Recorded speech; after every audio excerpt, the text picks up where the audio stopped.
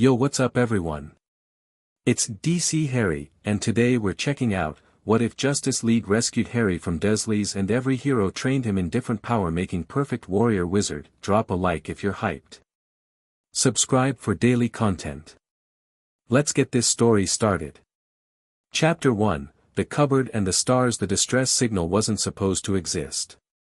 That was the first thing John Johns noted when it appeared on the Watchtower's deep scan array at 11:47 p.m. on a Tuesday in July, a pulse of energy that didn't match any known terrestrial frequency, didn't match any alien technology in the League's database, and yet somehow kept triggering the emergency response protocol designed to detect cries for help from non-human intelligences.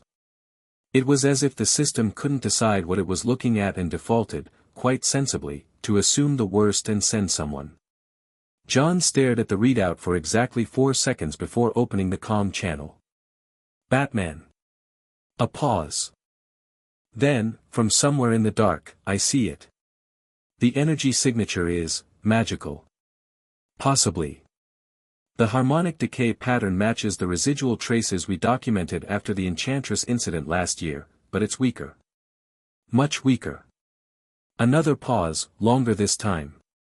And it's repeating.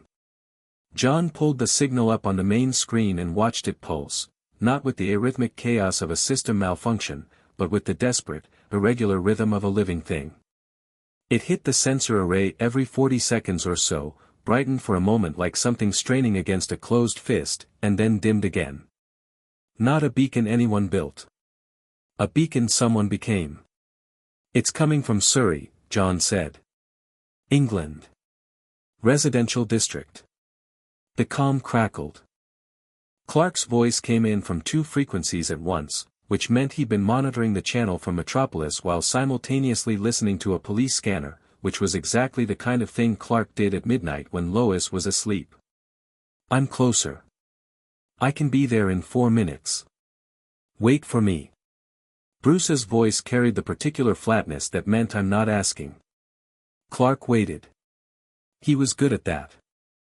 Number 4, Privet Drive looked like every other house on its street, which was clearly the point.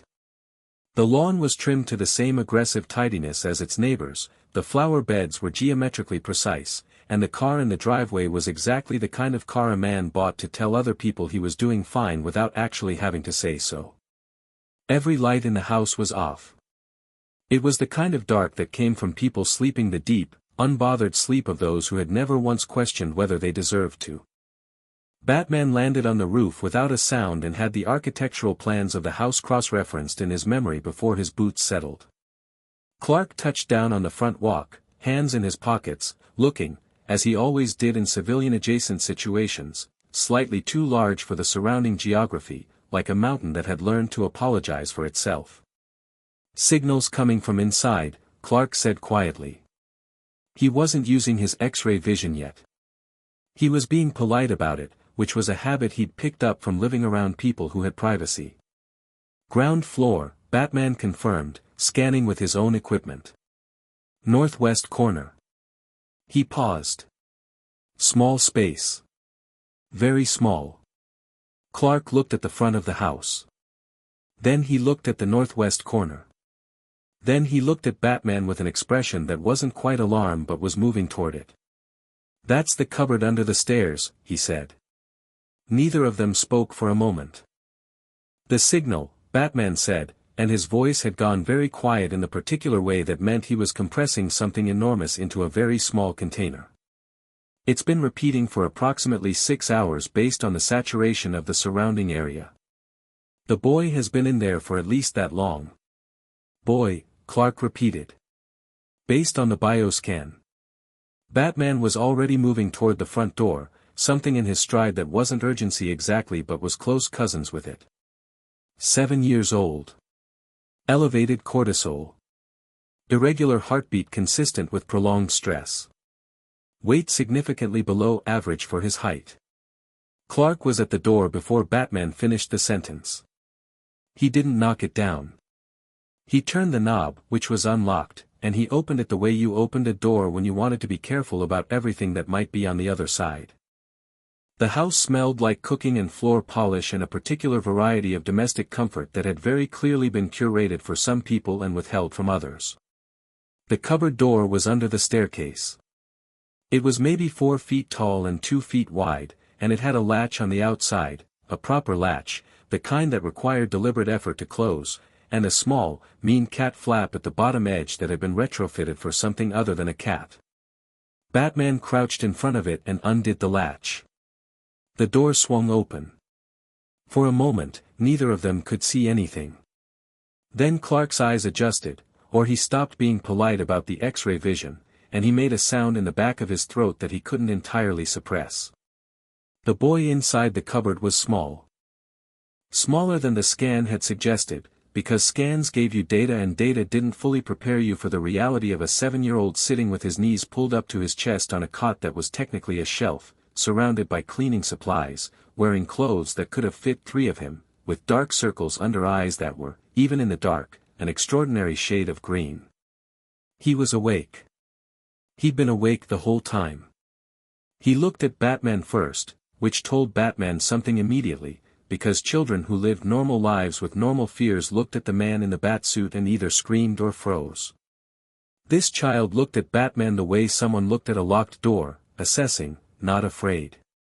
Then he looked at Clark, and something in his expression shifted almost imperceptibly, a micro-movement of the jaw and the eyes that in an adult would have been called recalibration.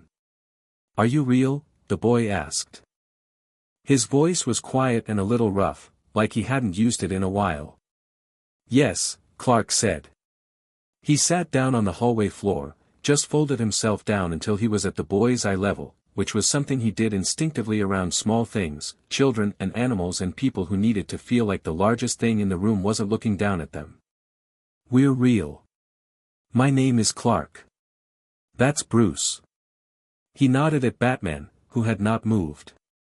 "We got your signal." The boy looked confused. "I didn't send a signal." "I know," Clark said gently. "But something did." The boy looked down at his hands. They were thin, knuckle-prominent hands, the kind that looked like they should have more flesh on them, and there was a faint luminescence around them, not visible to the naked eye, barely visible even to Clark's, a golden-green shimmer that pulsed once and then died down, like something breathing slowly in the dark. "That keeps happening," the boy said. His tone was that specific, careful neutrality of someone who had learned that unusual things about themselves were best mentioned with minimal effect, because effect drew attention and attention drew consequences. "When I'm scared or when I've been in here a long time. I don't know what it is." "We do," Batman said, from behind Clark. "Or we have a very good idea." He paused. "What's your name?" "Harry," the boy said. "Harry Potter." The name landed in the hallway like a stone dropped in still water. Clark didn't react visibly. Batman's expression was unreadable under the cowl, but something in his posture shifted, a very slight adjustment of the shoulders that Clark had learned, over years of working with Bruce Wayne, to translate as everything just became significantly more complicated. "Harry," Clark said, keeping his voice exactly where it was, calm, warm, neither too bright nor too careful. "Can you come out of there?" Harry looked at the open door. Then he looked at the latch, now hanging loose on the outside. Then he looked at Clark. "What happens after?" It was not the question of a child who expected rescue. It was the question of a child who had learned that one situation always led to another situation, and the map of the world was made entirely of consequences. "After," Clark said, "we take you somewhere safe. And then we figure out everything else." Harry considered this for exactly 3 seconds with those old, green eyes. Then he unfolded himself from the cot, ducked his head to clear the cupboard frame, and stood in the hallway of number 4, Privet Drive in clothes that hung off him like a flag in no wind, holding himself very still in the manner of someone who had learned that stillness was a form of smallness and smallness was a form of safety. Clark stood up. He was very careful not to do it fast. "Okay," Harry said. "Let's go." Vernon Dursley woke up at 12:14 a.m. to find Batman standing at the foot of his bed. The scream he produced was, by any objective measure, impressive for a man of his dimensions. His wife shot upright beside him. The bedroom light came on, Clark had found the switch, and Vernon Dursley found himself looking at a man in a black bat suit with glowing white lenses and an expression that had the temperature of deep space. "I have questions," Batman said. He asked them quietly.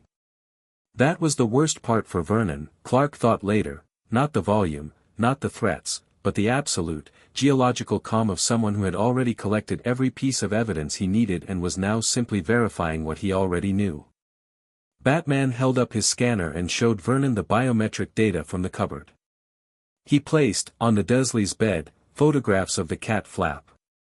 He produced, from a compartment on his belt, a printed record of every school report that mentioned Harry's clothing size, every notation from Harry's primary school about the boy coming in hungry, every small careful thread of documentation that Bruce Wayne had pulled from every available database in the time between landing on the roof and opening the cupboard door.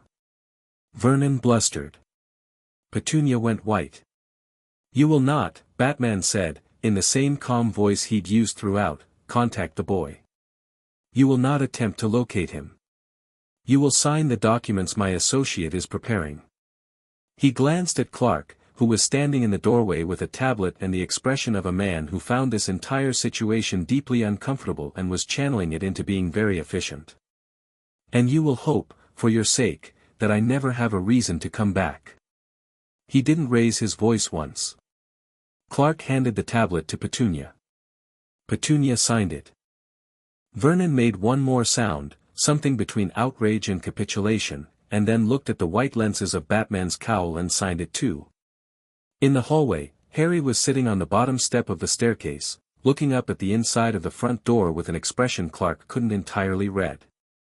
He'd found a backpack from somewhere, a small, battered thing with a broken zipper, and he'd packed it with the few things from the cupboard that were his, a pair of socks that fit, a chewed pencil, a photograph of a man and a woman on a motorbike that was so well handled it was starting to separate at the folds. Clark sat beside him on the step. "Ready?" "They're not going to get in trouble, are they?" Harry said. It wasn't quite a question. "They'll get in trouble," Clark said. "Bruce is very thorough." Harry looked at the backpack in his hands. "They always said no one would believe me if I told." "The people you'll meet tonight," Clark said carefully, "have a fairly specific definition of believable." For the first time, something moved in the corner of Harry's mouth. Not quite a smile. The place where a smile might start if given room. "Okay," he said again, and he stood up, and he walked out of number 4, Privet Drive without looking back at it once. The first time Harry saw the Watchtower from the outside, the actual outside, the blackened stars outside, the floating in space above the earth outside, he pressed his face against the transport pod's window and went completely still for about 30 seconds. Then he said, "Oh." Just that. Oh. Like the universe had answered a question he'd been carrying for so long he'd forgotten he was holding it. Clark, strapped in across from him, watched the boy's face and felt something in his chest do something complicated. The green eyes were enormous in the glass reflection, Earth's Terminator line curving below them, dawn chasing the dark across the Pacific. Harry's nose was touching the window. His breath was fogging a small circle of it. "It's bigger from here," Harry said softly. "The Earth? Everything." Clark smiled. "Yeah. It is." Batman, in the pilot's seat, said nothing, but the trajectory he'd programmed brought them around a long way, past the moon's near side, which put them above the lunar surface close enough to see the craters in detail. Harry watched it go by without speaking, his small hands flat against the glass, the golden-green shimmer moving faintly along his fingertips, and Clark thought, whatever that boy is, whatever he's going to become, this moment is his. Let it be his. The Watchtower opened for them at 1:03 a.m. The docking bay pressurized. The doors slid back. And Harry Potter stepped off the transport pod onto the floor of the Justice League Watchtower with a broken backpack over one shoulder and cleaning supply residue on his shoes, and he looked around at the gleaming, impossible architecture of humanity's greatest defensive installation with the expression of someone who had been told the world was one thing and was only now beginning to suspect it was something else entirely. Incredible, he breathed. It has good bones, Batman said, walking past him toward the briefing room. Come. Harry came. He was already keeping pace. The rest of the League arrived in stages, because John had sent the General Assembly signal with a note that read non-urgent but attend when available, and the League had learned, over years of working with John, that his non-urgents were everyone else's emergencies. Diana arrived first, landing the invisible jet with the particular efficiency of someone who had never once in her life been late to anything important and found the concept of tardiness mildly insulting. She walked into the briefing room in full armor because she'd been in the middle of something in Themyscira and hadn't had time to change, sword on her back, golden lasso at her hip, and she stopped in the doorway at the sight of Harry sitting at the briefing table with a glass of water Clark had found for him, eating one of Clark's cereal bars with the focused attention of someone who hadn't eaten properly in recent memory. She looked at Bruce. Bruce looked back at her. He'd changed into civilian clothes, dark slacks, black turtleneck, the kind of effortless wealth that wore itself, and he was sitting at the table with a file he'd spent the last 40 minutes assembling, which was the Bruce Wayne equivalent of processing emotions. How old? Diana asked quietly. 7, Bruce said. Diana set her sword against the wall with great care, as though sudden movements were not appropriate right now, and she sat down across from Harry and said, in a voice that was warm and direct in equal measure, "Hello. My name is Diana. I am very glad you are here." Harry looked at her, the armor, the lasso, the absolutely regal bearing of a woman who had been alive since before most of recorded history, and said, "You're Wonder Woman." "I am," she said. "I've seen you on the news," Harry said. He took another bite of the cereal bar. "You punched a tank once." "Twice," Diana said. "The first time was off camera." Something in Harry's expression shifted.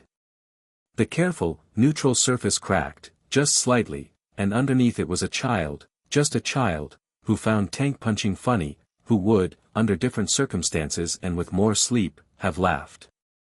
"Why?"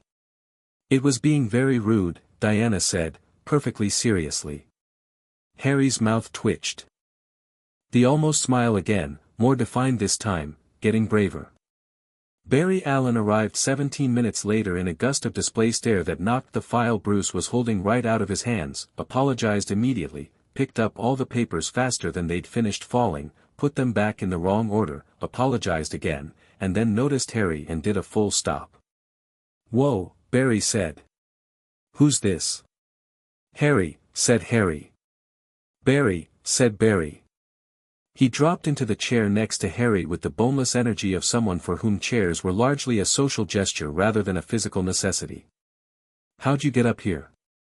"You're like," he held his hand level with the top of Harry's head, which was at approximately Barry's shoulder when standing. "You're compact." "I came on the transport pod," Harry said. "Cool. Have you eaten? Is that the last cereal bar?" "Clark, did you give the last cereal bar to the kid?" "I was going to eat that, you ate 7 of them on the way from Central City," Clark said. "That was hours ago, it was 20 minutes ago, hours," Barry said firmly, and looked at Harry with an expression of absolute sincerity, "for me." Harry stared at him. "You're the Flash." "Guilty." "Can you actually run on water?" "Yes," Barry said. "And walls." "And, one time, slightly backward through time, but we don't talk about that, it gave everyone a headache." He stage whispered the last part in the direction of Bruce, who was reassembling the file with the deliberate patience of a man who had accepted that Barry Allen was a permanent feature of his life. Hal Jordan came in with his ring glowing faintly green, which meant he'd had to create a platform to fly up to the Watchtower because his lantern battery was on his ship and he'd been at a bar in Coast City, which Bruce noted without comment and Hal did not bother to explain. He was tall, brown-skinned, with a jaw that looked like it had been designed to be photographed, and he walked in with the specific confidence of a fighter pilot who had once flown through a sun and considered it a Tuesday. He saw Harry. He pulled up a chair, reversed it, sat on it backwards with his arms folded on the back, and said, "Okay. What did I miss and why does this kid look like he's cataloging all of us?" "I'm not cataloging," Harry said. "You absolutely are," Hal said. "It's fine. I do it too." He held out his ring hand. "Green Lantern." "I know," Harry said. "You're the one who, if it's about the thing with the alien armada, yes, and I'd like to point out that it worked. I was going to say the earthquake in Chile." Hal blinked. "Oh." He seemed genuinely surprised. "Yeah. That too." John had been in the room the entire time, which was a thing John could do, be present in a space without announcing himself, and he stepped forward now from the edge of the room where he'd been observing, tall and broad and green, with red eyes that carried a particular quality of attention that was both ancient and precise. Harry looked at him without flinching, which John noted. "You are not afraid of me," John said. "Should I be?" Harry asked. "Many people are." Harry considered this. "You pulled us out of the transport bay with the gravity field, didn't you?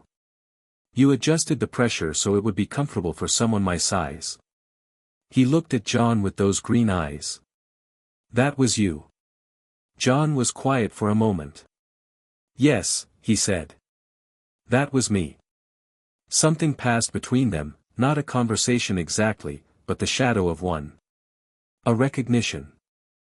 John sat down, and the full league was assembled, and Harry sat at the center of it in his too large clothes with his cereal bar and his beat-up backpack, and he looked around at all of them, this impossible collection of humanity's finest and strangest and most powerful, and he said, very quietly, "So what happens now?" Bruce put the file down. He looked at Harry across the table, and whatever was happening behind Bruce Wayne's eyes, it was doing it quietly and without asking for anything.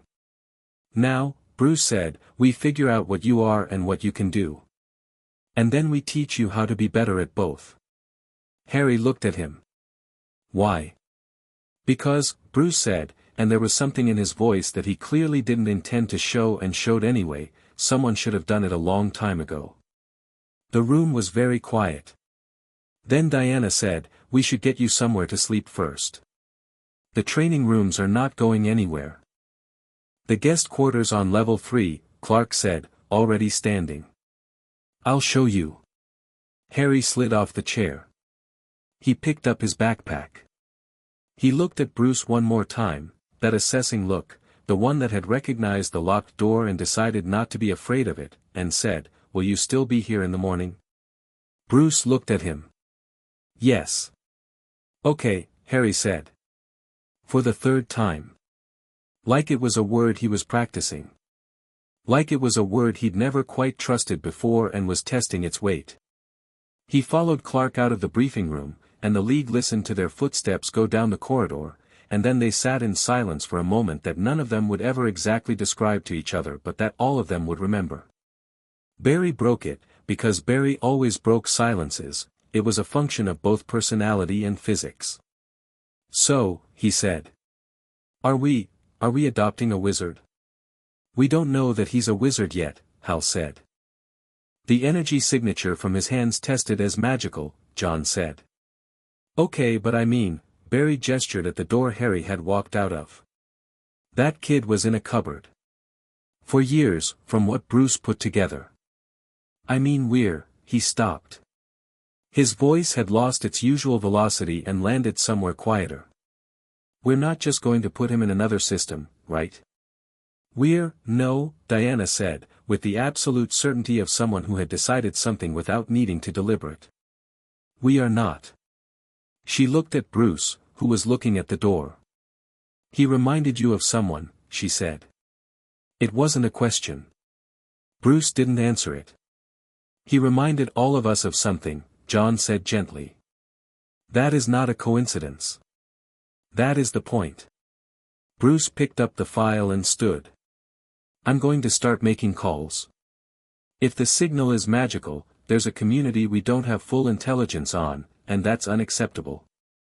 He paused at the door. "Get some sleep. We start assessments tomorrow." He walked out. Barry looked at Hal. Hal looked at Barry. "He's going to be the best and worst teacher this kid has ever had," Barry said. "He's going to be terrifying," Hal agreed. "He's going to be exactly what that boy needs," Diana said, standing and taking her sword from the wall. "They both are." She left. John left. Hal and Barry sat in the briefing room for another few minutes, not quite able to articulate what had happened tonight, not quite ready to stop sitting in the aftermath of it. "Hey," Barry said eventually. "Yeah." "When he looked at me and asked about running on water." Barry smiled, and it was one of those smiles that didn't have any performance in it, the ones Barry usually kept hidden behind speed and jokes. He looked, "I don't know." Like the question actually mattered. Like everything actually mattered. Hal was quiet for a moment. "He's been living in a cupboard," he said. "Every question matters when you've had nothing to ask them to." Barry thought about that. He thought about it all the way to his bunk, and he was still thinking about it when he fell asleep, and in the morning, when Harry appeared in the common room at 6:15 a.m. with dark circles under his eyes from not sleeping well in an unfamiliar place, and found Barry already awake. Barry handed him a plate of pancakes that he'd made with the molecular precision of someone who needed something to do with their hands and said, "How do you feel about learning something new today?" Harry sat down. He looked at the pancakes. He looked at Barry. "I've never actually had someone teach me anything," Harry said. "Simply. As a fact." Barry sat down across from him. His expression did something careful. "Never. The teachers at school don't really," Harry stopped. He moved the fork. "They don't really look at me." Barry Allen had a very fast brain, which meant he processed things quickly and felt them just as fast, and what he felt right now landed like a hit from something moving at a very high speed, which he had some personal experience with. He kept his face normal. He took a breath. "Well," he said, "you've got about 6 of us who are going to do almost nothing else." Harry looked up from the pancakes. Those green eyes, in the morning light coming off the earth below, were, Clark had tried to describe them the night before and failed, because the word wasn't really old, it was something more like deep, like something had been growing in them for a very long time in a very small space and was only now beginning to understand how much room it might be allowed to take up. "Starting today?" Harry asked. "Starting the moment you finish those pancakes," Barry said. "Bruce is already in the gym. He's been there since 4:30, because Bruce is Bruce. Clark's on the observation deck if you want to see the sunrise, it's a really good one today. Diana's in the training hall warming up, and when Diana warms up she breaks things that are rated for Class 4 impacts, so." He gestured vaguely. "Options." Harry ate the pancakes quickly. Not frantically, with the focused efficiency of someone who had learned that food was time-sensitive. Then he stood up and picked up his backpack. "I want to see the sunrise first," he said. Barry smiled. "Yeah. You should." Harry went. Barry watched him go, and then he sat in the kitchen of the Watchtower as the light of a new day came in off the curve of the earth, and he thought about the things you could outrun and the things you couldn't, and which category a 7-year-old in a broken backpack belonged to. He decided, firmly and with the conviction of a man who ran toward problems at the speed of light, neither. Harry Potter was not something to outrun and not something to be outrun by. He was something else. Something that hadn't been named yet. Clark found Harry on the observation deck standing with his nose 2 inches from the glass, watching the sun climb over the Indian Ocean with the same total attention he'd given the moon the night before. Clark stood beside him without saying anything. After a while, Harry spoke. "Can you actually see everything from up here?" "On a clear day, with the right optics, almost everything on the surface," Clark said. "Can you see England?" Clark looked. "Yes."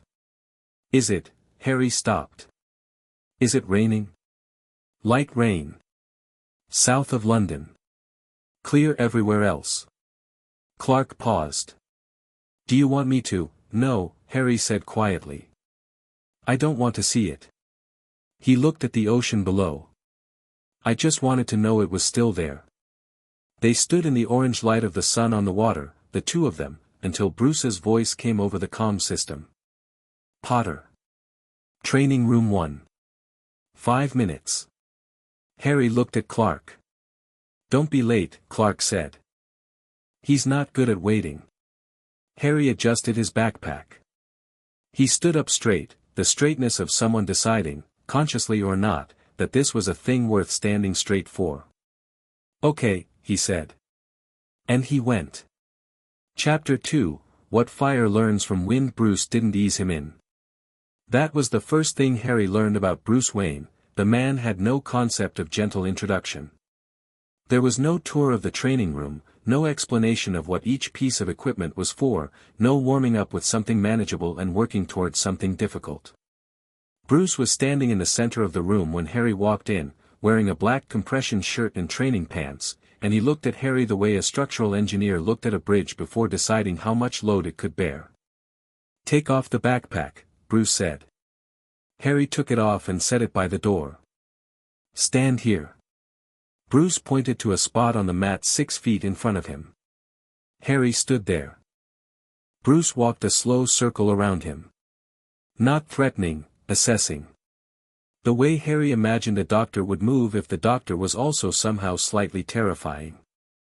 He stopped in front of Harry and crouched down to eye level, and at close range Harry could see that Bruce Wayne's eyes were the very dark blue of deep water and had approximately the same quality of calm. Hit me, Bruce said. Harry blinked. What? Hit me. As hard as you can, wherever you want. Bruce stayed crouched, perfectly still. I need to see your baseline. I'll hurt you, Harry said, and it came out with a kind of automatic concern that surprised even him, because Harry had spent most of his life being told that his abnormalities were things to be ashamed of and suppressed, and here was this man inviting one of them out into the open like it was perfectly reasonable. Bruce looked at him. You won't, he said. Not dismissively, as a simple fact, stated without ego. But I appreciate the concern. Now hit me. Harry hit him. It was not a good punch. Bruce caught Harry's wrist before it connected, redirected the force downward and across in a single smooth motion that turned Harry's own momentum against him, and Harry found himself sitting on the mat looking up at the ceiling before he'd fully processed that he'd left the vertical. He lay there for a second. Then he sat up. That was, telegraphed, unbalanced, and committed from the shoulder instead of the core, Bruce said, returning to his spot with the same economy of movement he did everything with. Get up. Harry got up. Again. Harry tried again. This time he was faster, not flash fast, just the instinctive quickness of a child who'd learned to move when situations changed, and he came from a different angle. Bruce redirected him again, different technique, same result. Mat. Ceiling. Get up. Better, Bruce said. The angle was an improvement. Your footwork is wrong. I've never been taught footwork, Harry said, standing. I know. That's why it's wrong. Bruce moved to stand beside him. Watch my feet. He moved through something slowly, a basic stance shift, weight transfer, pivot, the geometry of a body that had learned to occupy space efficiently rather than just filling it. Harry watched with the complete, quiet attention that Barry had noticed over breakfast and that Bruce was noticing now. The boy didn't just look at things, he absorbed them, like the information was going somewhere specific and being filed. Show me, Bruce said. Harry showed him. It was rough, but the shape was there.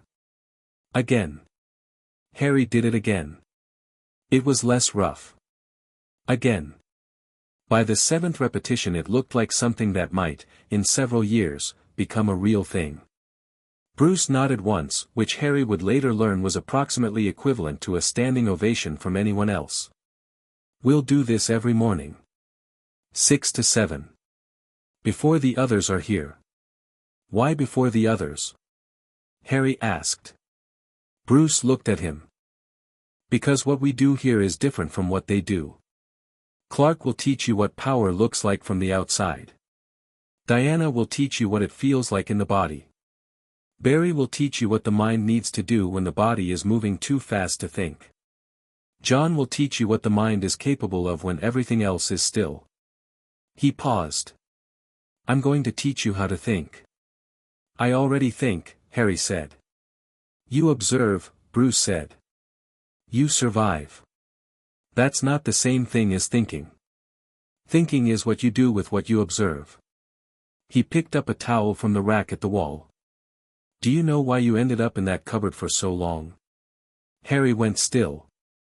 The question wasn't cruel, it had the same clinical flatness as everything else Bruce said, but it landed somewhere tender. Because they didn't want me, Harry said carefully. Because no one was looking, Bruce said. And no one was looking because no one thought to. 7 years. In a residential district. In a country with mandatory welfare checks. He put the towel down. That's a failure of observation on a systemic scale. You survived it because you are very good at surviving. But surviving is reactive. I'm going to teach you to be proactive. Harry looked at him for a long moment.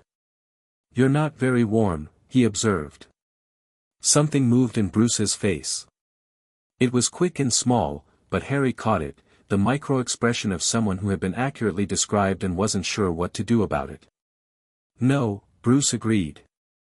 I'm not. That's okay, Harry said. Warm isn't the only useful thing. The micro-expression again, deeper this time. Bruce turned and walked to the equipment wall. Come here. I'm going to show you how to fall correctly, because before you can learn to fight, you need to learn how to land. Harry came. Clark found them still in the training room at 8:15, which was supposed to be the end of Harry's session, and watched through the window for a few minutes before going in. Bruce was teaching Harry a basic throw, not performing it on him, but positioning Harry's body correctly, adjusting the angle of his arm with deliberate, careful hands, explaining the physics of leverage in the same flat, precise voice he used for everything. Harry was nodding, not the automatic nodding of someone who wanted a lesson to end, but the real kind, the kind where the head moved because the understanding was accumulating and needed somewhere to go. Clark knocked on the window. Bruce looked up. Harry turned. Breakfast ran long, Clark said, coming in. Barry made pancakes. He makes them every morning, Bruce said, releasing Harry's arm. He's stress cooking. He stress cooks when things matter to him, Clark said. Bruce didn't argue with that. He handed Harry a water bottle. Harry drank from it and looked between the two of them with those eyes that were always running two conversations at once. What are you teaching me? Harry asked Clark. Clark smiled. It was the easy, open smile of a man with nothing to hide, which was technically a masterpiece of irony given who he was. Today. Nothing. Today we're going on a field trip. Where? Up. Up turned out to mean the outside of the Watchtower. Harry stood in a lightweight pressure suit that John had calibrated to his exact measurements, because John did things like that, quietly and without announcement, in the same way he'd adjusted the docking bay gravity the night before, and looked through the visor at the absolute, total black of space, and the word that came out of him was very quiet and not really a word at all. More the sound a person made when they encountered something their vocabulary hadn't caught up to yet. Clark was floating beside him without a suit, because Clark didn't need one, which Harry was going to have questions about shortly. You're not cold, Harry said, looking at him. I don't get cold, Clark said. Or hot. Or hurt. Clark paused. I get hurt. It's just harder. How? Kryptonite. Magic. He paused again, looking at Harry with a careful kind of honesty. And things that matter to me. Harry absorbed this. He turned back to the stars. They were everywhere, not the diluted starfield you got from Earth's surface but the real thing, unfiltered, the galaxy in all its lateral immensity, and Harry Potter stood on the outside of a space station in a pressure suit 2 sizes too large for him and felt, for the first time in his conscious memory, something that wasn't a form of careful numbness. I feel them, he said, almost to himself. The stars. Everything. He held up his hand in the suit. The golden-green shimmer was visible even through the glove, brightening in the vacuum like it had more room to exist out here than it ever had in a cupboard in Surrey. It's louder out here. The thing in my hands. It's louder. Clark watched the shimmer. John says it's tied to your emotional state. Stronger when you feel deeply, quieter when you shut down. He let a beat pass. You've been shutting down a lot. Harry lowered his hand. It was safer. I know. Clark was quiet for a moment. The earth turned below them, enormous and blue and oblivious. I want to tell you something, and I want you to hear it as information, not as pressure. Can you do that? Harry nodded. You are not in danger anymore, Clark said.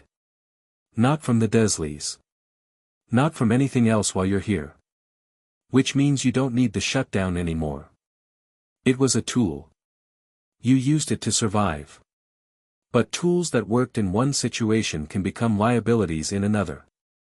He looked at Harry. The louder it gets, let it. Don't close it down. Harry didn't say anything for a moment. The shimmer on his hands brightened and then held steady, like something that had been breathing shallowly for a very long time, taking a proper breath. What is it? Harry asked. The shimmer. Magic, Clark said. Genuinely. We've been trying to understand it better, but the simplest answer seems to be that you have a deep and instinctive connection to something that most people in your world need years of formal training to access consciously. He paused. You've been accessing it unconsciously since, well, probably since before you can remember. My aunt said weird things happened around me. Weird things happen around people who have power they haven't been taught to direct, Clark said. That's not a character flaw. That's just physics.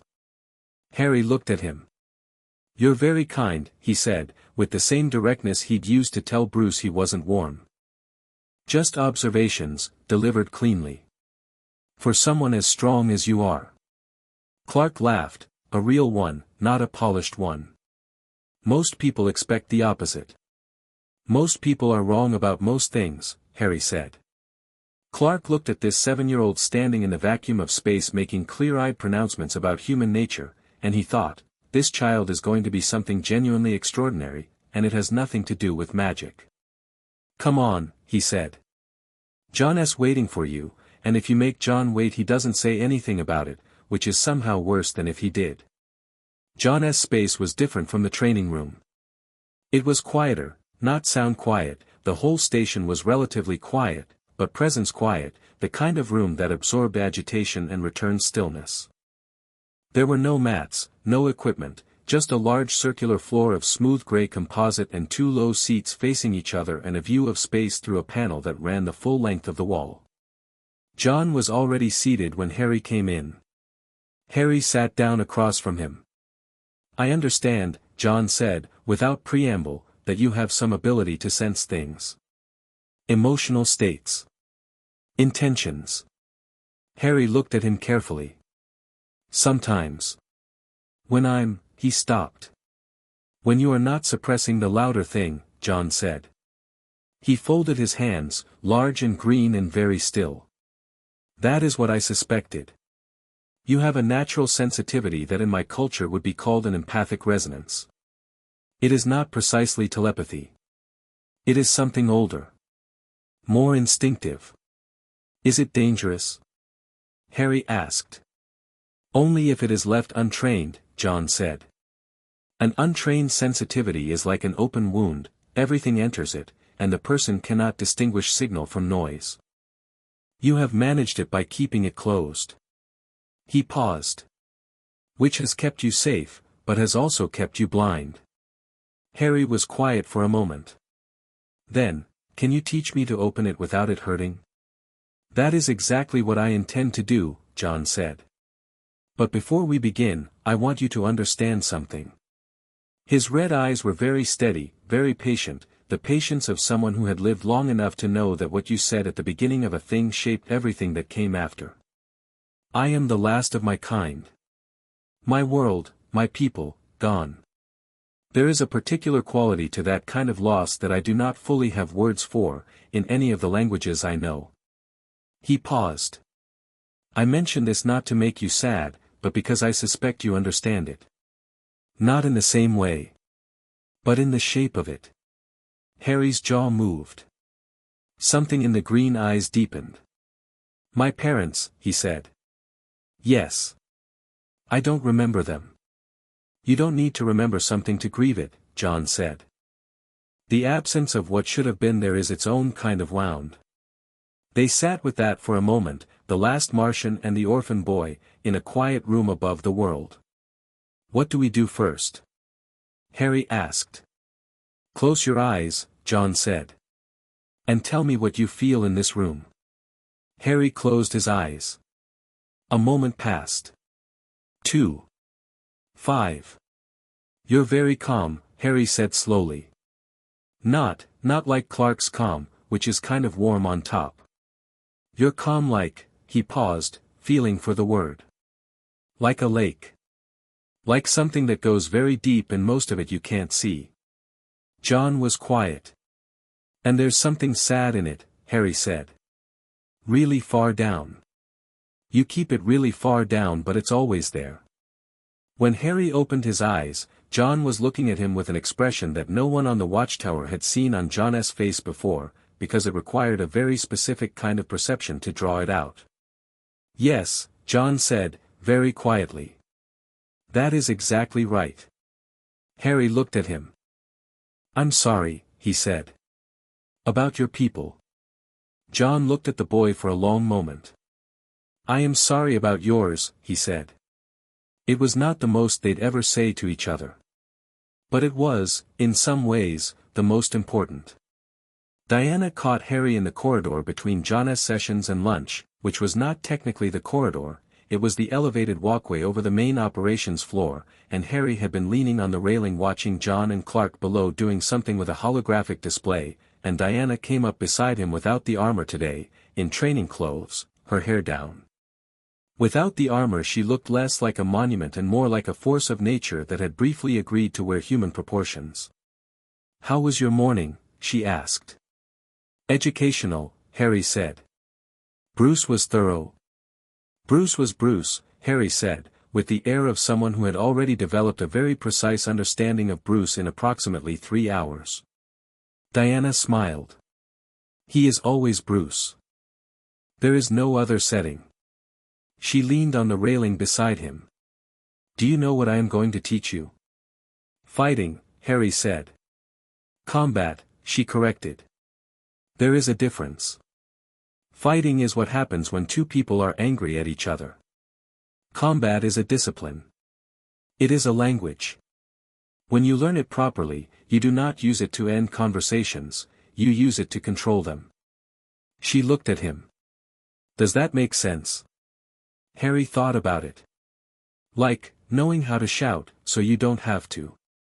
Diana looked at him with something very close to delight. Exactly. Precisely that. She straightened. We will not start today. Today you should absorb. Tomorrow I will see what your body already knows, and we will begin from there. She paused. One thing, though. Yes. When you are in the training hall with me, there is no holding back. Not to protect me, not to protect yourself from seeming too much. Too much is exactly what I want to see. She met his eyes. Can you do that? Harry looked at her. The almost smile arrived and this time made it all the way into an actual, real smile, brief and a little crooked and the most purely unguarded thing he'd shown anyone in the Watchtower so far. I've been told the holding back thing, he said. Clark said it too. And John, kind of. We will keep saying it, Diana said pleasantly, until you believe us. The weeks arranged themselves into a rhythm.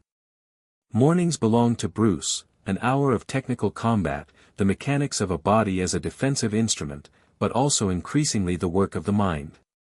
Bruce brought Harry into the detective protocols after the third week, not with fanfare, just by handing him a tablet with a case file one morning and saying "What do you notice?" and then waiting while Harry looked at it with the complete, consuming attention he gave everything. Harry noticed 11 things.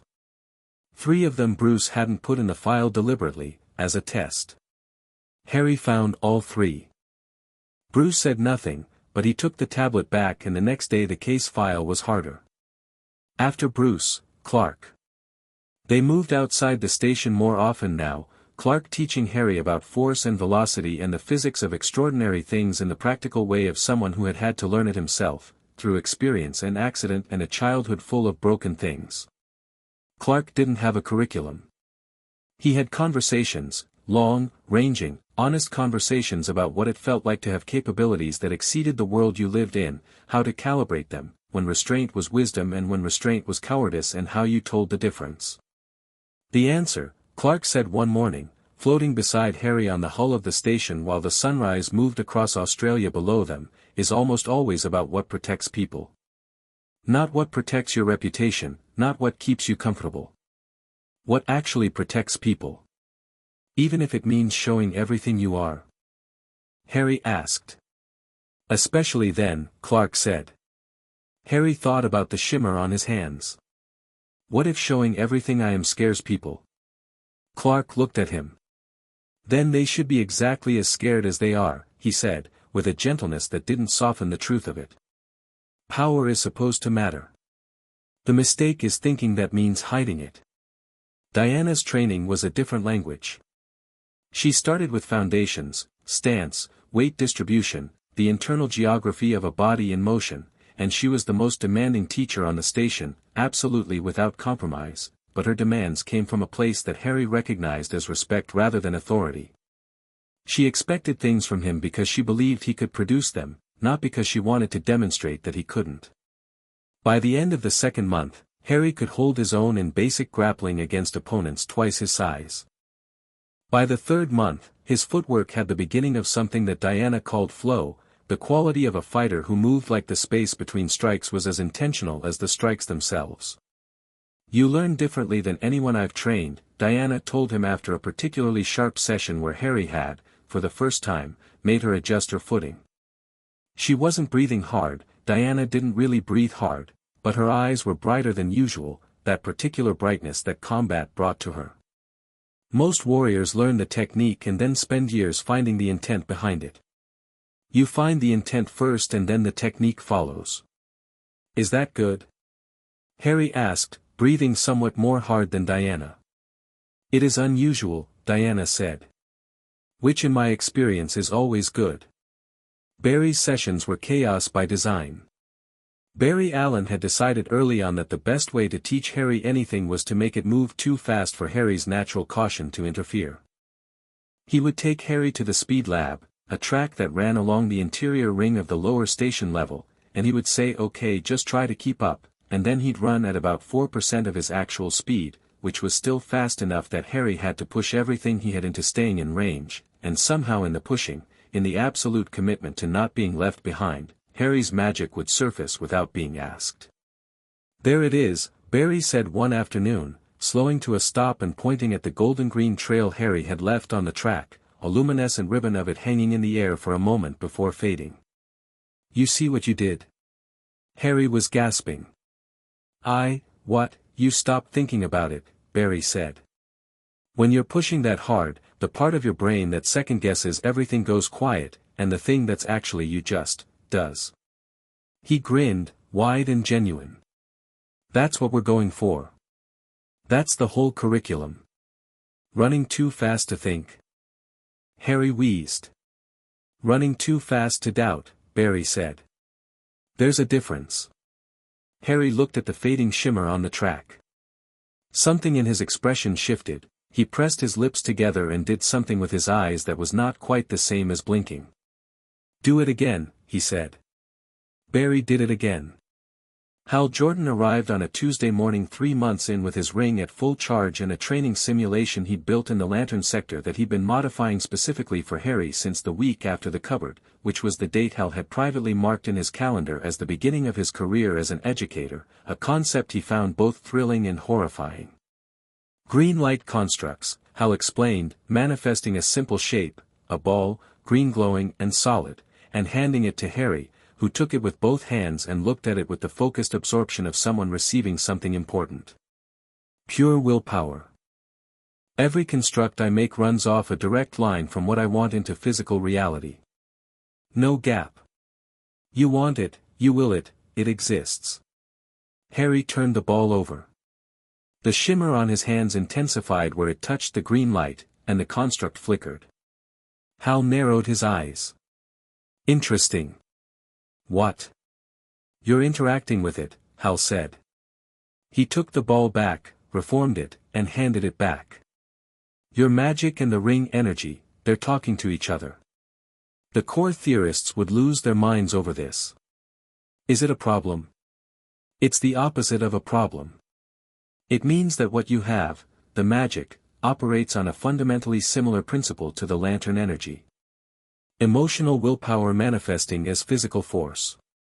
He crouched to Harry's eye level, which everyone on the station had started doing instinctively. The difference is the ring channels it. Focuses it. Yours is raw, it comes from everywhere inside you at once. If you learn to focus it the way I focus mine, the things you'll be able to do are, he stopped. Are what? Hal looked at him. I was going to say remarkable, he said, but I think that undersells it. Harry looked at the ball of green light in his hands. He looked at it the way Bruce had taught him to look at things, not just the surface, but the structure. What is this made of? How does it hold together? What would happen if the ball shifted? Not in his hands, in the light itself. The green deepened and then shifted fractionally toward gold, just at the edges, like two wavelengths meeting in water. Hal stared at it. Did I break it? Harry asked. No, Hal said. He was very still. You changed it. He looked up at Harry.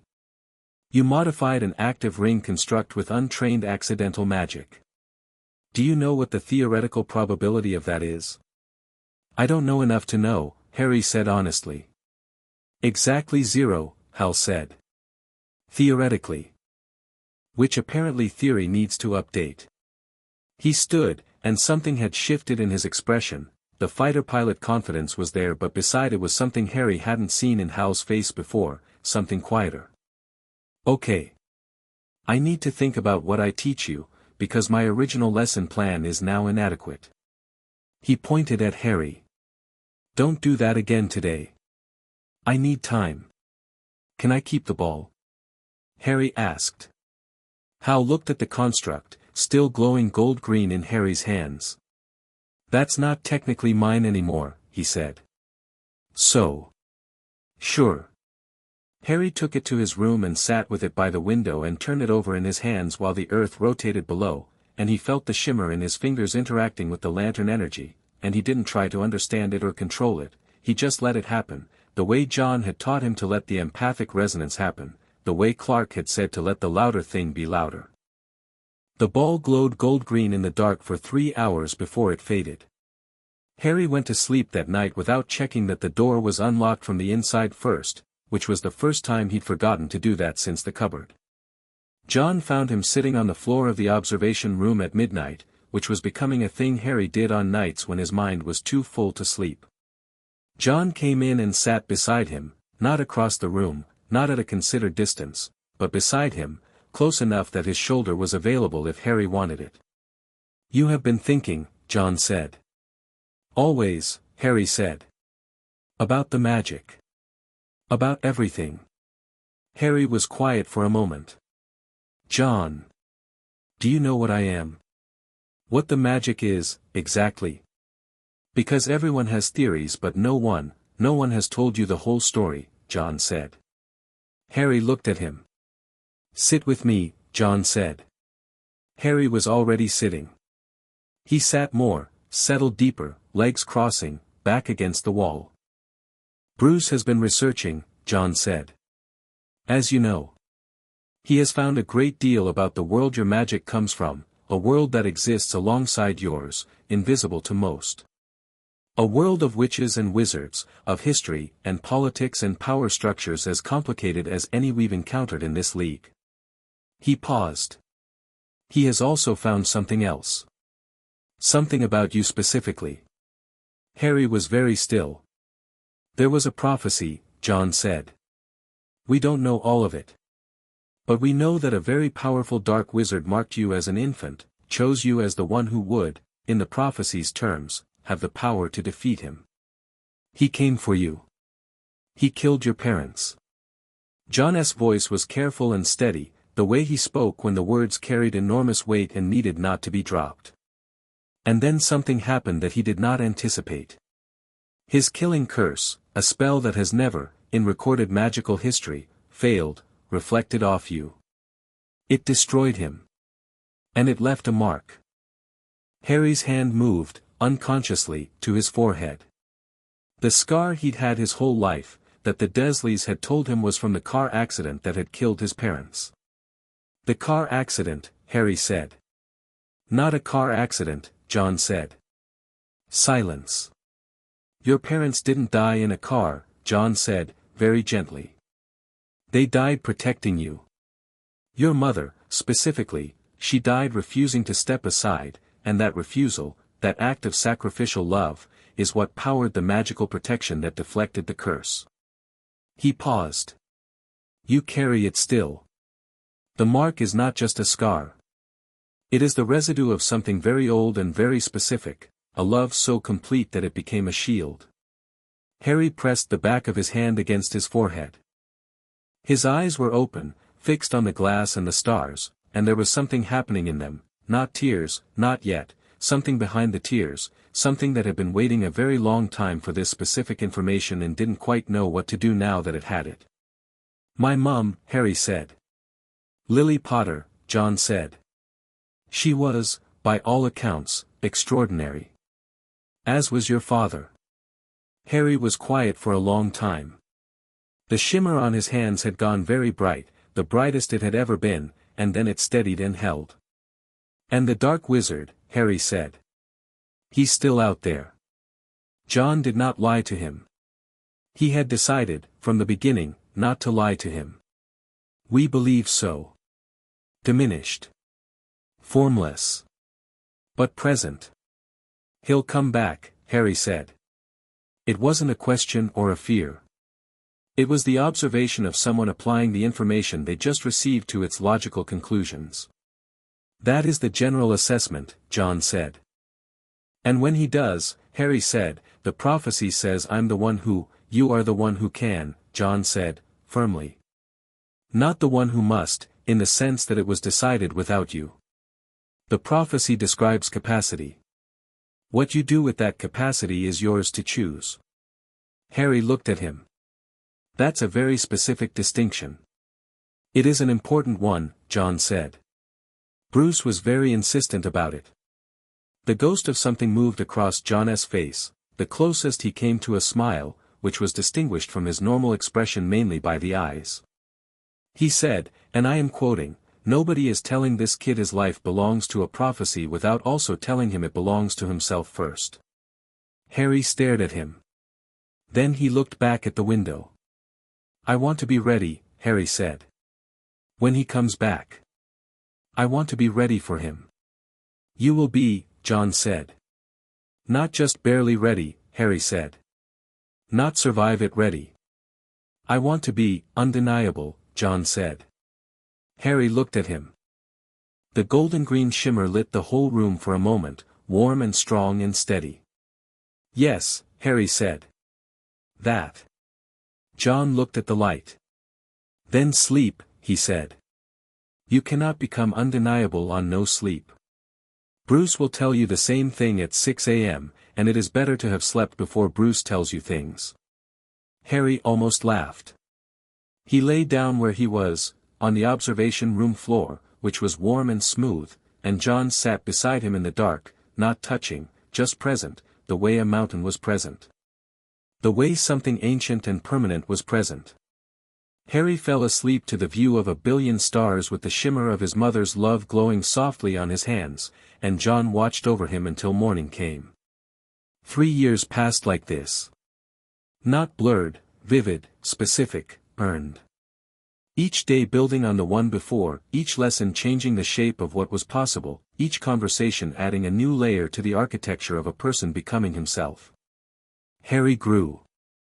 Not just in height, though that too, he was small for his age still at 10, but there was nothing fragile about him anymore. He moved differently, walked differently, occupied space differently. The apology had gone out of his body language, replaced by something that wasn't arrogance, it was more precise than that. It was the ease of someone who knew, practically and without drama, exactly what they were capable of. His magic had become something extraordinary. Not flashy, not uncontrolled, it had evolved into something responsive, precise, and deeply personal, shaped by 3 years of cross-training that no other magical person had ever experienced. Under Diana's influence it had developed a martial quality, it expressed itself powerfully in the body, in the way he moved, in the physical authority of his presence. Under Barry's training it had developed speed and reflexive fluency, surfacing in an instant when needed rather than requiring the focused effort of intent. Under Clark's guidance it had learned proportion, the understanding of when full force served and when restraint served better, though Harry had internalized Clark's clarification that restraint was a tool, not a default. Under Hal's mentorship it had developed will, a focused, directed quality that could take abstract intent and turn it into specific reality. And under John, it had developed depth. The empathic resonance had become something that would have made even experienced legilimens step back. Harry couldn't read minds, not exactly, but he could read intention, emotional state, deception. He walked into a room and knew, in a way that was below conscious thought and above instinct, exactly what each person in it was actually doing versus what they were presenting. It was not a power he broadcast. It was a power he simply had, the way he had eyes, the way he had hands. Bruce had noticed this approximately 6 months in and had responded by incorporating it into the detective training in ways that turned Harry's sessions into something approaching high-level intelligence work. By his 10th birthday, Harry Potter could walk through a scenario Bruce constructed, tell Bruce what was wrong with the presented narrative, identify the missing information, and propose 3 alternative explanations, ranked by probability. Bruce had stopped commenting on this after the 4th time Harry outpaced the scenario. He'd simply made the scenarios harder. You realize, Clark said to Bruce one evening, sitting in the kitchen while Harry was in John's room for an evening telepathy session, that you've built him into the most perceptive child on the planet. Good, Bruce said. I mean, Bruce. He's 10. He reads rooms better than most senior intelligence analysts. Good, Bruce said again. You're proud of him, Clark said. Bruce looked at him. I'm ensuring he can survive. You're proud of him, Clark said, pleasantly. Bruce put his coffee down and left the kitchen, which was, in the Bruce Wayne lexicon, approximately the same as saying yes, fine, enormously.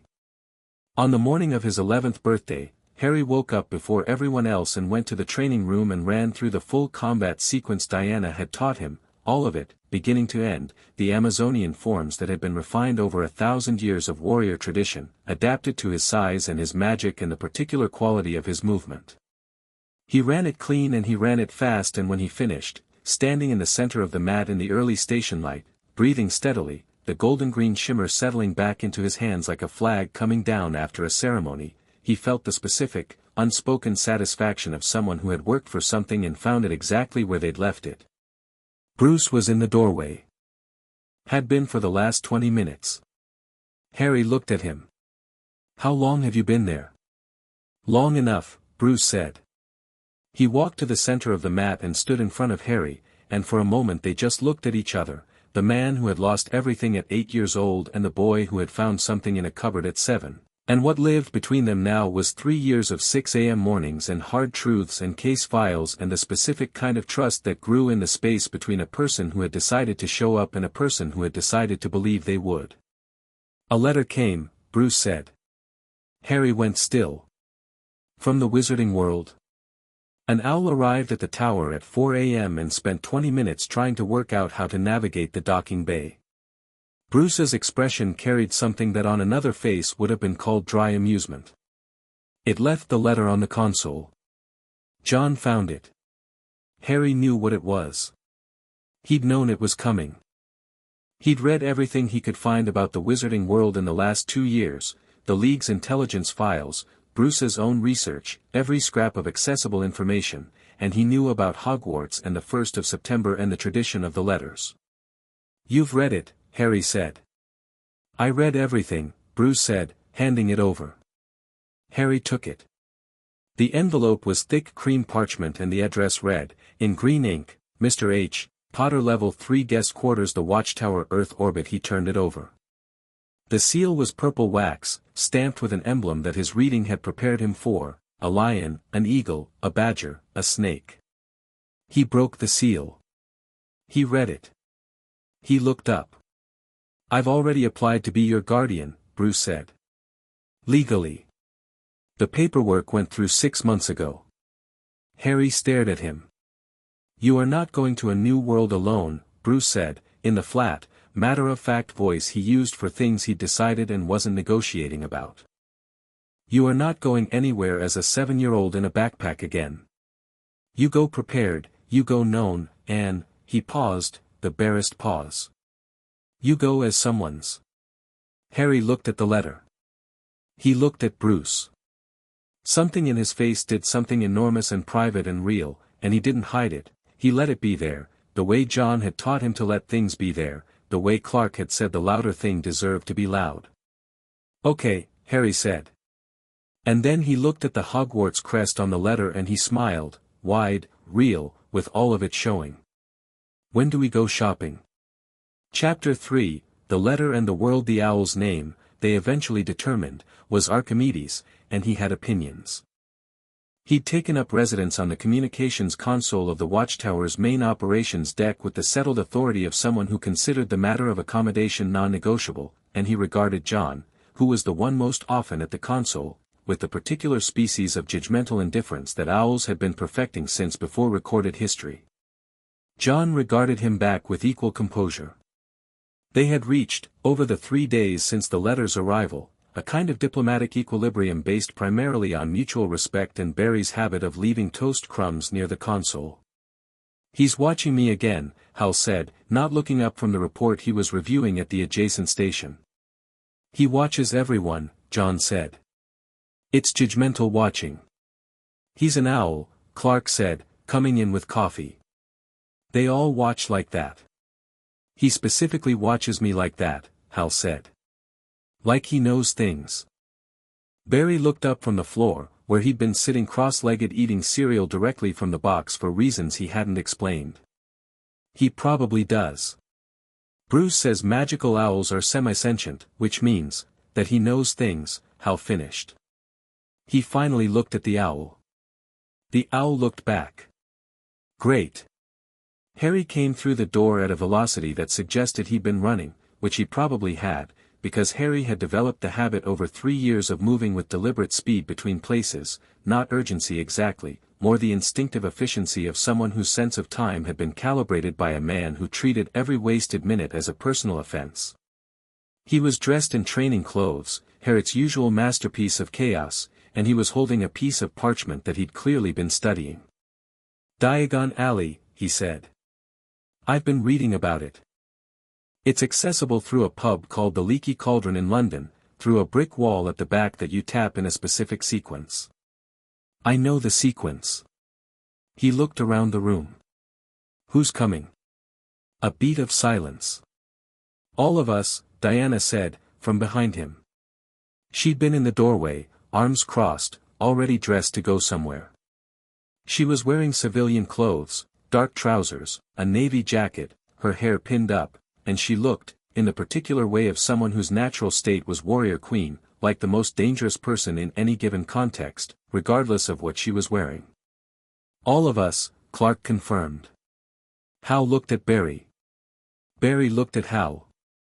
"This," Barry said, is going to be amazing. Bruce had arranged the logistics with the thoroughness he applied to everything, which meant that by the time they landed in London on the morning of August 3rd, he had civilian cover established for all 6 of them, private transportation waiting, and had already mapped 3 alternate exit routes from the leaky cauldron in case of complications. "You've mapped the exits from a pub," Clark said, in the car. "I've mapped the exits from everywhere," Bruce said. "The pub is hidden from non-magical people. There shouldn't be a security concern." "There's always a security concern." Clark looked at Harry, who was sitting between Bruce and Diana in the back seat, watching London go by the window with the concentrated attention of someone filing it away. Harry glanced over at Clark's expression, read the subtext of the Clark and Bruce dynamic immediately, and said, "He's right, though. If the wizarding world has heard about me, and they will have, walking in without knowing all the exits is tactically poor." Bruce looked at him. Harry looked back at him. "He's been spending too much time with you," Clark said. "There's no such thing," Bruce and Harry said simultaneously. Barry made a sound from the front seat that was either a laugh being suppressed or a sneeze. It was hard to tell. The leaky cauldron was on Charing Cross Road, invisible in the particular way of magical things. You could look directly at it and your eyes would slide off it like water off glass, unless you knew to look for it, in which case it was simply a black-fronted pub wedged between a bookshop and a record store, looking like it had always been there and had never quite agreed to be noticed. Harry pushed the door open and walked in first. The interior was dim and warm and smelled of old wood and something that Harry's empathic resonance immediately read as familiar to some very deep part of me, which was interesting given that he'd never been here. The barman was a wizened man behind a scarred counter who glanced up as they came in, did a double-take at the size of the group, and then did an entirely different kind of double-take as his eyes found Harry's scar. His cup hit the counter. "Bless me," the barman breathed. "Harry Potter." Harry had anticipated this reaction. He'd read about his fame in the wizarding world, about the mythology that had grown up around the boy who lived, and he'd thought about how to handle it with the precise, practical attention he gave to strategic problems. He smiled, not the wide real smile from his birthday, something more measured, genuinely friendly but calibrated, and said, "Hello. We're looking for the back entrance to Diagon Alley." The barman was staring. Several patrons at the tables had turned.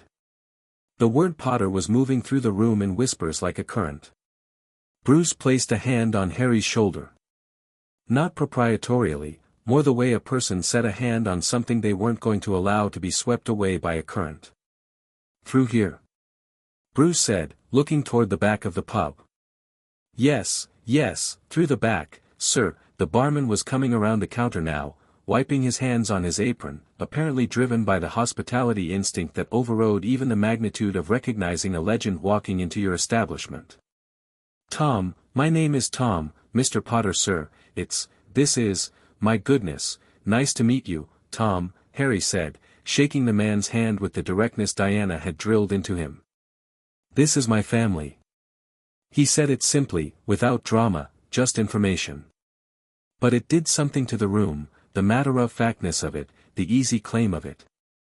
Bruce's hand on his shoulder didn't move. Tom led them through the back of the pub to a small yard with a brick wall, produced a wand from somewhere about his person, and tapped a sequence on the bricks. The wall moved. Folded back on itself, brick by brick, in the spiraling outward motion of something that had been waiting to be opened, and beyond it, Diagon Alley. Harry stepped through first. The alley was everything the descriptions had promised and something else entirely that no description could have predicted, which was the aliveness of it, the particular, irreducible aliveness of a place that operated entirely on principles different from the world 50 feet away. The buildings leaned toward each other at angles that would have alarmed structural engineers. The shop signs moved, the merchandise in the windows was doing things merchandise didn't normally do, and the people filling the cobblestones were wearing cloaks and carrying wands and conducting business with the casual ease of a world that had been going about its own affairs for a very long time. Harry stood at the entrance and felt the shimmer on his hands respond to the ambient magic of the place like a tuning fork struck by its frequency. "Oh," he said. The same word as the first night on the station, looking at the stars. The same quality of arrival. Yeah, Barry said softly, at his shoulder. Diana was looking at the alley the way she looked at things she was professionally evaluating. The magical architecture is impressive, she said. The structural impossibility is deliberate, its load-bearing paradox, I've seen it in certain ancient constructions. You've seen what in what? Hal said. Later, Diana said, already moving. They went through the alley in a loose formation, Harry at the center, which had happened naturally and without discussion, because that was what happened when you added the Justice League to a situation. People organized themselves around what needed protecting. Except Harry wasn't moving like someone being protected, he was moving like someone exploring, reading the alley with the layered attention of someone who was simultaneously cataloging it for intelligence, experiencing it emotionally, and making decisions about what he needed from it. He stopped in front of Gringotts. The bank was enormous and white and staffed, through the high bronze doors, by creatures that Harry had read about, goblins, small and sharp-featured, with the particular expression of a species that had decided several centuries ago that they were done being underestimated and had been making that decision loudly ever since. Our first stop, Bruce said. My vault, Harry said. Your vault, Bruce confirmed. Your parents left you more than a scar. Inside Gringotts, the atmosphere was precise and slightly hostile in the way of institutions that dealt in significant resources and had no patience for sentimentality about it. The goblin at the front desk looked up at their group with the expression of someone who had seen everything and found most of it insufficient. His eyes traveled over Clark, Barry, Hal, Diana, John, who had come in his human form, taller than usual, wearing a dark coat, and Bruce, and finally settled on Harry. Harry Potter, the goblin said. Not surprised, not reverent. Identifying, the way a professional identified a file that had been pending. Yes, Harry said. I'd like to access my vault. I believe there's also a matter regarding a high-security vault that my father's family may have had instructions left about. The goblin looked at him for a long moment. Then something shifted in the sharp features, not warmth exactly, but a species of professional regard, the kind reserved for those who came prepared. You know about the other vault, the goblin said. I read everything available, Harry said. I assumed the Potter family would have had structured financial instruments in place. It seemed likely. Indeed, the goblin said. He gestured to a colleague. Griphook will take you down. Bruce leaned toward Harry as they walked. You knew about the other vault. I guessed, Harry said. Old magical families are generally old money. I extrapolated. Bruce said nothing. But the hand came back to Harry's shoulder briefly, just a second's contact, barely there. The vault held more than Harry had expected, which was saying something, because Harry had calibrated his expectations upward from the average. It also held something he hadn't expected, a locked box in the corner, sealed with magic that Griphook indicated required both the Potter key and something else. Blood, Griphook said. The elder Potter left instructions. Upon Harry Potter's majority of capability, at the discretion of Gringotts. Majority of capability, Harry repeated. Griphook looked at him with those sharp eyes.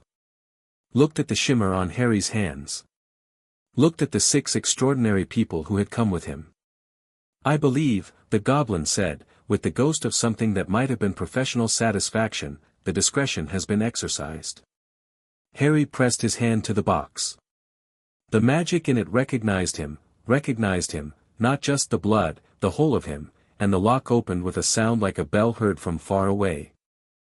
Inside was a letter, a folded and sealed piece of parchment, and written on the outside in handwriting Harry had never seen but recognized instantly, the way you recognize the shape of a face in a photograph, for Harry, when you're ready. He didn't open it there. He put it carefully in his jacket pocket, over his heart, and he finished the vault business with steady hands and eyes that were doing the thing, the enormous private thing, quietly and thoroughly, and he didn't mention it until later. He didn't need to. John knew, and Clark knew from John's expression, and Diana knew from Clark's, and the whole league gave Harry the specific gift of carrying it without being asked about it.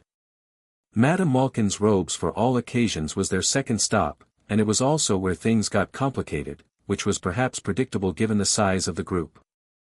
Harry was being measured, standing on a stool while Madame Malkin did things with measuring tape that seemed to involve the tape moving on its own, which Harry noted for future reference, when the door opened and another boy came in for fitting. He was blond, pointed-featured, and wearing the particular expression of someone who had been told, approximately once a day for 11 years, that he was significant. He was accompanied by two larger boys who appeared to function primarily as architecture, present, solid, not decorative. He looked at Harry on the stool. He looked at the group by the window, Bruce in his impeccable dark civilian clothes, Diana with the contained, effortless authority of someone who'd never needed armor to be dangerous, Clark reading the magical equipment catalog with the pleasant interest of a man from Kansas encountering things he'd never seen, Barry vibrating very slightly at his natural resting frequency, Hal with his ring just visible, John standing with his arms folded and his eyes doing what John's eyes always did, which was seeing everything. The blond boy turned to Harry with the smile of someone about to establish hierarchy. "First year?" he asked. "Yes," Harry said. "Hogwarts?" "Yes." The boy extended a hand. "Draco Malfoy." Harry shook it. "Harry Potter." The reaction was immediate. Draco's composure cracked, just slightly, the very tip of the iceberg of his preparation for this moment showing, the moment he'd clearly imagined meeting Harry Potter and had rehearsed something for. He hadn't rehearsed for Harry Potter to be perfectly calm and already done shaking hands. "I've heard about you," Draco said, recovering. His eyes moved to the group by the window again. Those are those Muggles?" "Some of them," Harry said, with no particular inflection. "You travel with Muggles?" "I travel with my family," Harry said. Simply. The way he'd said it at the Leaky Cauldron. Not defensive, not pointed, just information, take it or leave it. Draco opened his mouth. Harry watched him with the empathic resonance running clear and clean, and what Harry felt from Draco Malfoy was complicated in a way that the exterior didn't suggest. There was the surface performance of superiority, but beneath it was something more interesting, genuine curiosity, heavily suppressed, and beneath that, something that felt like hunger. Not for power. For recognition. For something to organize himself around. "You should know," Draco said carefully, "that in our world, the old families—" "I know about the old families," Harry said pleasantly. "The blood politics, the house hierarchies, the social architecture. I've read quite a bit." He looked at Draco with those green eyes, calm and direct, the gaze of someone who wasn't performing confidence because they'd never needed to. "Was there something specific you wanted to say?" Draco stared at him. Madame Malkin finished the last measurement. Harry stepped off the stool. "You might be surprised," Harry said, "how much doesn't matter to me that matters to most people here." He looked at Draco one more time, not dismissively, with genuine consideration. "You might find that's either the best or worst thing you've ever heard, depending on who you decide to be." He walked back to Bruce, who was standing by the window and had observed the entire exchange with the specific stillness of someone letting a situation develop. As Harry came level with him, Bruce said, quietly enough that only Harry heard, "Well done." "He's not what he presents," Harry said, equally quiet. "No," Bruce agreed. "His father's in him," Harry said. "But not all the way yet. There's still room." Bruce looked at Draco Malfoy, who was being fitted by Madame Malkin now and casting looks at Harry's group with an expression that was trying to be dismissive and settling for complicated. "We'll see," Bruce said. Ollivanders was the last stop on the list, and the one Harry had been thinking about since he'd read the name in the materials Bruce had gathered. "The wand chooses the wizard." He'd turned that sentence over many times in 3 years of training, applying it to everything he'd learned about the relationship between intent and manifestation, between the internal and the external, and he'd arrived at a theory he was curious to test. The shop was narrow and slightly dark and smelled of sawdust and something electric, and it was crammed to the ceiling with long boxes. The man who emerged from between the shelves was ancient in the way of things that had been very specifically built for duration, pale, with wide, pale eyes, and the measuring look of someone who had been assessing people's essential natures for such a long time that it had become his only mode of looking. Mr. Ollivander looked at Harry. He looked for a long time. "Harry Potter," he said, and his voice was quiet and carried in it the particular resonance of someone who had been waiting for this moment and had feelings about it. "I sold your mother a wand. 10¼ inches, willow, swishy. Rather good for charm work." He paused. "And your father, mahogany, 11 inches, pliable. Excellent for transfiguration." He came closer, those pale eyes moving over Harry in the way of someone who read people like documents. "But you're going to say my scar is familiar," Harry said. Ollivander stopped. "Am I?" "The wand that gave me this scar," Harry said. "You'd recognize your own work." He said it evenly, without accusation. 13½ inches. "You." Ollivander was very still. "Power and death," he said softly. "Yes. You." "And the core, phoenix feather," Harry said. "I know about the connection. 2 wands, 1 phoenix. It's a relevant piece of information." He held Ollivander's gaze. "I'm not frightened of it. I'd rather know." Ollivander looked at him for a moment in complete silence. The pale eyes were doing something complicated. "You are not what I expected," he said. "I've been told," Harry said. "Can we start?" The measuring tape did its thing, running itself over Harry's arm and hand with the autonomous industry of a tool that had been charmed for a very specific purpose and was proud of it. Then the boxes began. The first 3 wands produced nothing interesting, which Ollivander noted without concern. The fourth produced a shower of red sparks that knocked 2 boxes off the shelf. The fifth produced a sound like a bell being struck underwater. The sixth made the lamp in the corner go out entirely. By the 12th, something was becoming clear: the wands weren't not responding to Harry. They were responding to him too much. Each one was grabbing something from him and amplifying it beyond the parameters it had been made for, like running a current through a wire rated for half the voltage. Ollivander stood back and looked at Harry with an expression that had moved from professional assessment to something rarer. "Fascinating," he murmured. He disappeared between the shelves again and returned with a box that he handled differently from the others, more carefully, the way you carried something that you'd been saving. "Holly," he said, opening the box. 11 inches. Reasonably supple. He paused. "And the core."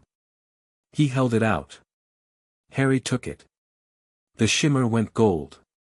Not the familiar golden green, just gold, warm and clear, filling the shop with light that had the quality of sunshine in it, and Harry felt something click into place in his chest, the way a key felt when it found its lock, and every piece of training, every morning with Bruce and every session with John and every speed track run with Barry and every form Diana had put in his body, all of it lit up along the same resonance as the light in his hands.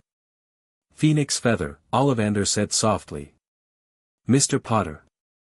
The phoenix who gave that feather, gave only one other. The wand that gave you your scar." Harry looked at the wand. The golden light was settling, the way the shimmer always settled when it was comfortable, when it had found its appropriate level. "I know," Harry said. "Does that trouble you?" Harry considered the wand in his hand. He thought about what Clark had said, floating above the earth, power is supposed to matter. The mistake is thinking that means hiding it. He thought about what John had told him about his mother, about the shape of love as shield. He thought about 3 years of 6 a.m. mornings and hard truths and case files and the specific, earned understanding of what he was capable of. "No," he said. "It means we were always going to meet. That's not frightening. It's useful." Ollivander stared at him for a long moment. Then he did something no one outside his shop had ever seen him do, he smiled. Not the professional, slightly eerie smile of a man who dealt in destiny. A real one. 11 galleons, he said. They were in the street when it happened. Harry felt it first, the empathic resonance snagging on something like a fishhook in still water, an anomaly in the ambient emotional field of the alley. Something wrong. Not dangerous wrong, not yet, but off wrong, the particular quality of a thing that was presenting one face and hiding another. He stopped walking. Bruce stopped a half-second later, because Bruce stopped whenever Harry did, that reflexive vigilance so habitual now it didn't require conscious thought. "What?" Bruce said quietly. Harry turned slowly, tracking the source. The alley was busy, it was August, Hogwarts supply shopping was at its peak, families with students moving between shops with lists and catalogs. His eyes moved across faces with the layered perception John had developed in him, surface presentation, body language, microexpression, emotional signature. Most people were exactly what they looked like. One wasn't.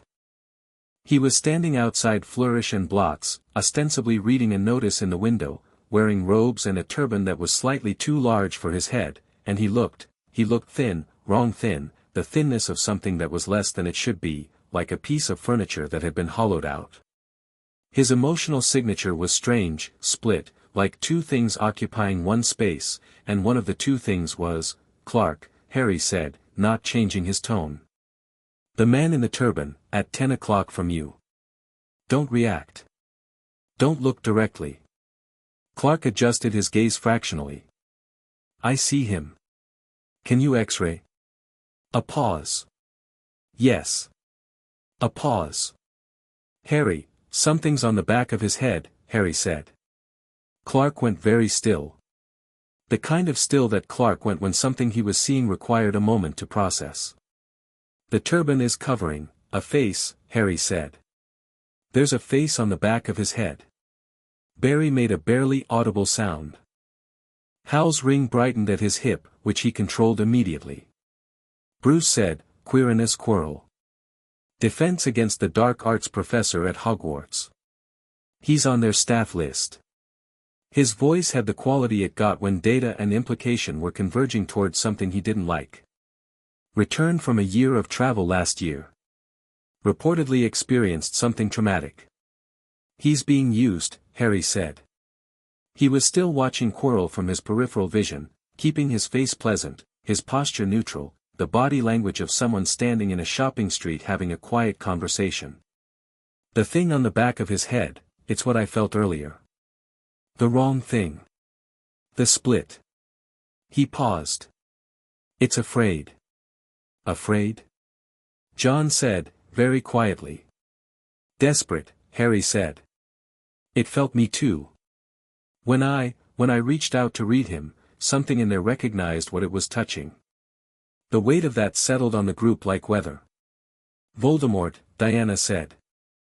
The name landed flat and practical, the way Diana said things that other people flinched at. Diana had fought gods, she was not going to give a name more power than it deserved by refusing to say it. "Part of him," Harry said. "A piece. Very small." He turned now and walked to a window display, his back to Quirrell, his reflection showing the professor still at Flourish and Blott's. "He's not in control of Quirrell entirely. Quirrell has his own fear running underneath the possession, his own terror. He's a victim as much as a vector." "He's going to be at Hogwarts," Bruce said. "I know," Harry said. "Which means whatever Voldemort wants from Hogwarts, he'll use Quirrell to try to get it. We need to know what he's after before we're inside those walls." He looked at Bruce's reflection in the window. "You said the intelligence on the wizarding world was incomplete." "There's an object," Bruce said. "A philosopher's stone. Nicholas Flamel. It was moved to Hogwarts for protection approximately 3 months ago." He paused. "I found references to it in 3 separate intelligence threads and didn't fully connect them until this moment." "The stone makes someone immortal," Harry said. "And Voldemort is barely alive." He turned from the window. "He's going to spend the year at Hogwarts trying to find a way to get to it. And I'm going to be there." Clark said, "You could." "I'm going," Harry said. Not sharply, just settled. The tone of someone who has considered all alternatives and found them insufficient. He needs to be stopped, and I can stop him, and I'm going to be in the same building as him for 9 months. He looked at each of them in turn, Clark, Diana, Barry, Hal, John, Bruce. I know what I'm walking into. That's different from walking in blind. They looked back at him. This 11-year-old with his holly wand in his mother's eyes and 3 years of the League's best instruction living in every movement he made. You tell us everything, Bruce said. Every development, every observation. The mirrors will work. I know how the mirrors work, Bruce. I helped design the protocol. I know you did. I'm reminding you. He's nervous, Barry said under his breath to Hal. He's Bruce, Hal said, equally quiet. He doesn't get nervous, he gets thorough. Those are the same thing. Diana was looking at Harry with the expression she got after a particularly strong training session, the specific brightness of someone who had helped build something and could see exactly how well it had been built. You are ready, she said. Not a question. I'm ready, Harry said. And then he looked at the letter in his pocket, the letter from his father, unread, waiting, and he said, Can we find somewhere to sit down? I want to read it with all of you. They found a table at a small cafe at the end of the alley, the 6 of them, and Harry squeezed around it with butterbeers that Barry had ordered with the enthusiasm of someone trying everything on principle. Harry took out the letter and held it for a moment, and no one said anything, and the alley went on being alive around them with its impossible architecture and its magical commerce. He broke the seal. The handwriting was neat and quick, the handwriting of someone who thought faster than they wrote and had made a kind of peace with the gap. Harry, if you're reading this, then something went wrong that we couldn't prevent, and you've grown up without us, and I'm sorry. I'm sorry for everything that gap means and everything it cost you. I want to tell you things your mother would say better, but she'll have written her own letter. Check the bottom of the box, under the lining. She always hid things under the lining, so I'll just tell you mine. You were the bravest thing we ever did. Not in some prophecy sense, just in the ordinary sense of a small person who showed up in the world and immediately made it bigger. You laughed before you could walk. You made your mother laugh harder than I'd ever managed, and I practiced for years. Whatever you've become, whoever taught you, whatever shape your life has taken, I'm proud of you. Not for what you can do.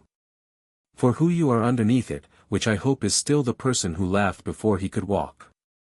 Don't let anyone make you small. Don't let anyone, and I mean anyone, including well-meaning people who have plans for you, tell you that what you are is less important than what you're supposed to be.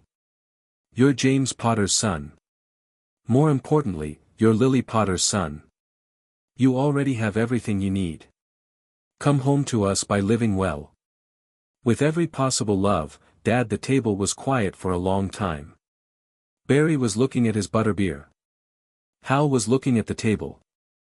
Clark's jaw was doing the thing it did when he was containing something large.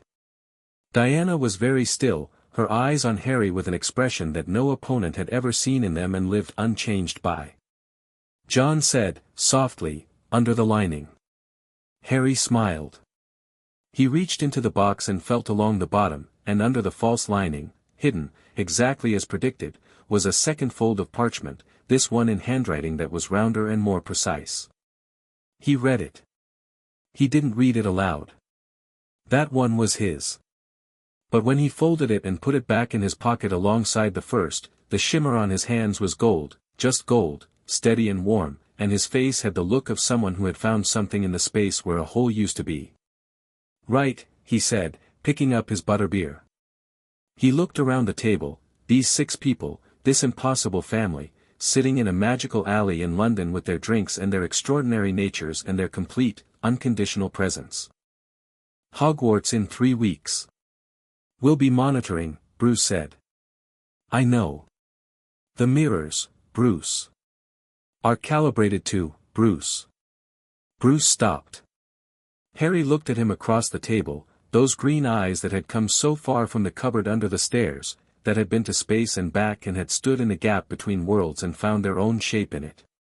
I've got this, Harry said. Bruce held his gaze for a moment. Then he picked up his drink, which was tea, because Bruce Wayne drank tea in England on principle, and he said, very quietly, just enough to carry the distance between them, "I know you do." Barry looked at the sky. "So," he said, with the energy of someone changing gears before the emotion got structural damage. "Are we going to talk about the fact that there's a man with a Dark Lord on the back of his head walking around this shopping district? Because I feel like that's a thing we should address." "We're not addressing it today," Bruce said. "We let him believe he hasn't been identified. The intelligence value of a known threat is greater than the advantage of early confrontation. So we go home," Bruce said. "Harry packs. We prepare. We go to King's Cross on September 1st with complete information and a functional plan and a very clear picture of what we are walking into." "And then?" Hal said. Bruce set down his tea. "And then," he said, "Harry goes to school." The morning of September 1st arrived the way important mornings always did, too quickly and with perfect weather, as though the universe had an aesthetic investment in significant days. Platform 9 3/4 required going through a barrier, which Harry walked through without slowing down and without looking at it, because Bruce had given him the structural explanation of how it worked 3 days ago, and Harry processed structural explanations by treating them as established facts and moving on. The platform on the other side was extraordinary, steam-filled, crowded with families and trunks and owls and noise of the specific variety that gathered around the beginning of something. The Hogwarts Express was scarlet and enormous, and it breathed steam like something alive, and Harry stood on the platform with his trunk and Archimedes in his cage and looked at it the way he'd looked at the stars. The full league was behind him, all 6, which was causing a significant amount of disruption among the magical families on the platform, not because they were recognizable, most wizarding families had limited knowledge of Muggle heroics, but because 6 extraordinary adults walking in precise, unconscious formation around one small boy tended to create a certain quality of atmosphere. Bruce crouched to Harry's level, which was the only time Bruce Wayne ever crouched for any reason. "The mirrors are in the false bottom of the trunk," Bruce said. "The personal comm is in the watch. The medical kit is behind the books. You have the research on Flamel and the stone, which I expect you to have memorized before the train reaches Scotland." "Already memorized it," Harry said. "And the protocols for magical engagement are, Bruce." Harry put his hand on Bruce's arm. The gesture was small and completely natural. "I'm going to be okay." Bruce looked at him. The dark blue eyes, that contained enormity of a person who had decided to care about something and found it profoundly inconvenient and had no intention of stopping. "I know," Bruce said. "For the second time." Harry hugged him. Not long, Harry didn't do long. 3 years of Bruce had given him a Bruce-appropriate hug vocabulary, which meant firm and brief and honest, but real. And Bruce, who did not hug people, who held himself with the careful physical distance of someone who had decided at 8 years old that being touched was a liability, put both arms around this 11-year-old boy and held on for the 3 seconds that Harry gave him, and for Bruce Wayne those 3 seconds were an entire language. Clark was next, and Clark's hug was exactly what Clark's hug should be, warm and encompassing and the physical equivalent of the sun on a specific October morning, the kind that felt exactly right for the season. "Call if you need anything," Clark said. "Anything at all. Day or night." "I know," Harry said. Diana took his face in both hands and looked at him with the absolute, warrior queen directness that was the most honest thing about her. "You are the finest student I have ever trained," she said. "And I have trained warriors for 3,000 years." Harry met her eyes. "I won't embarrass you." "You could not," Diana said simply. She kissed his forehead and let him go. Barry grabbed him into a hug that was approximately 17 miles of emotional content compressed into 11 seconds, talking the whole time. "Call me if anything's faster than you, it won't be, but call me, and if you need help with anything science adjacent I'm your guy, and also if you want to know anything about time travel don't ask me, that's a whole thing, but I'll be there, Barry," Harry said, muffled in Barry's shoulder. "Yeah. Train's leaving." Barry let go. His eyes were doing something he was working hard not to acknowledge. Hal shook Harry's hand and held it a second past a handshake. Don't let anyone tell you the magic isn't real, he said, which coming from a man who ran on willpower made perfect sense. Especially anyone who says it with authority. Harry nodded. John placed a hand on Harry's shoulder, and for a moment neither of them spoke, and in that silence was the specific conversation they'd been having since the first night in the observation room above the earth, the one about loss and presence and the things that stayed even when everything else went. You are known, John said. Wherever you go from here, you are known. Harry pressed his hand briefly over John's. I know, he said. He picked up Archimedes. He grabbed his trunk.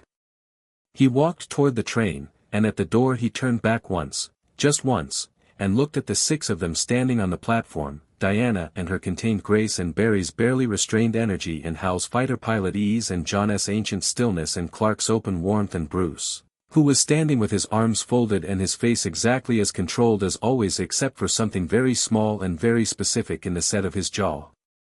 Harry raised a hand. They raised hands back, each in their own way. Then Harry Potter stepped onto the Hogwarts Express, and the door closed, and the train began to move. Chapter 4, the boy who already knew the compartment Harry found was empty at the back of the train, and he sat with Archimedes on the seat beside him and watched the platform disappear and felt the particular quality of beginning that September 1st had decided to carry. The countryside unrolled outside the window, grey-green and wet with late summer rain, fences and fields and the occasional village going by like pages turning. He'd been sitting alone for about 10 minutes when the door slid open. A girl with bushy brown hair and slightly too many books under one arm looked in with the focused, slightly harried energy of someone who had been checking every compartment with a specific purpose. Her eyes swept the space, landed on Harry, did the lightning-quick assessment of someone who processed environments efficiently, and then she said, "Is this compartment taken?" "Just me," Harry said. She came in and sat across from him with the practiced efficiency of someone who sat down in places with the intention of staying and getting things done. She arranged her books. She looked at Harry. She looked at his forehead. "You're Harry Potter," she said. "Yes," Harry said. "I'm Hermione Granger." She extended her hand across the space between them, and there was something slightly formal about it, the handshake of someone who had read that it was the correct greeting and was executing it deliberately. "I've read about you in A History of Magic and the Rise and Fall of the Dark Arts and Notable Magical Names of Our Time." "What did they get wrong?" Harry asked. Hermione blinked. Sorry. "About me," Harry said. "What did they get wrong?" "Most of what's written about me is second-hand mythology constructed from incomplete information and significant emotional investment on the part of whoever wrote it." He said it matter-of-factly, without bitterness. "I'm curious what the version in the books looks like." Hermione stared at him for a second. Then something happened in her expression, the particular shift of a person encountering someone who is genuinely interesting to talk to, which for Hermione Granger was perhaps the rarest and most significant event possible. "They say you defeated you-know-who as an infant," she said carefully. "Through some unexplained magical resistance. They don't really know why it worked. They call it a magical accident, which I've always thought was imprecise," Harry said. "Imprecise," she agreed, with feeling. "It wasn't an accident. Something specific caused it. The mechanics matter." "Love," Harry said. "Specifically, sacrificial love creating a magical protection. It's an ancient branch of magic, the oldest kind, actually, that most modern wizarding scholarship doesn't spend enough time on because it's harder to quantify than charm theory." Hermione was staring at him again, this time with the expression of someone recalibrating their entire assessment of a situation. "How do you know that?" she said. "I had excellent teachers," Harry said. "And a lot of time." The door opened again before Hermione could follow that thread, which she clearly wanted to, because Hermione was someone who followed threads with the dedication of someone who found them personally offensive when they were left loose. A red-haired boy with a smudge of something on his nose looked in, tall for his age, easy in the limbs in the way of people with large families and no particular anxiety about taking up space. "Everywhere else is full," he said, with the cheerful pragmatism of someone who had a lot of siblings and had learned early that space was negotiated, not assigned. "Can I?" "Yes," Harry said. He came in and dropped into the seat beside Harry with the boneless ease of the genuinely comfortable. He looked at Harry. He looked at the scar. His face did the thing faces did, but faster. He'd clearly had a moment to prepare, or thought he had. "You're Harry Potter," he said.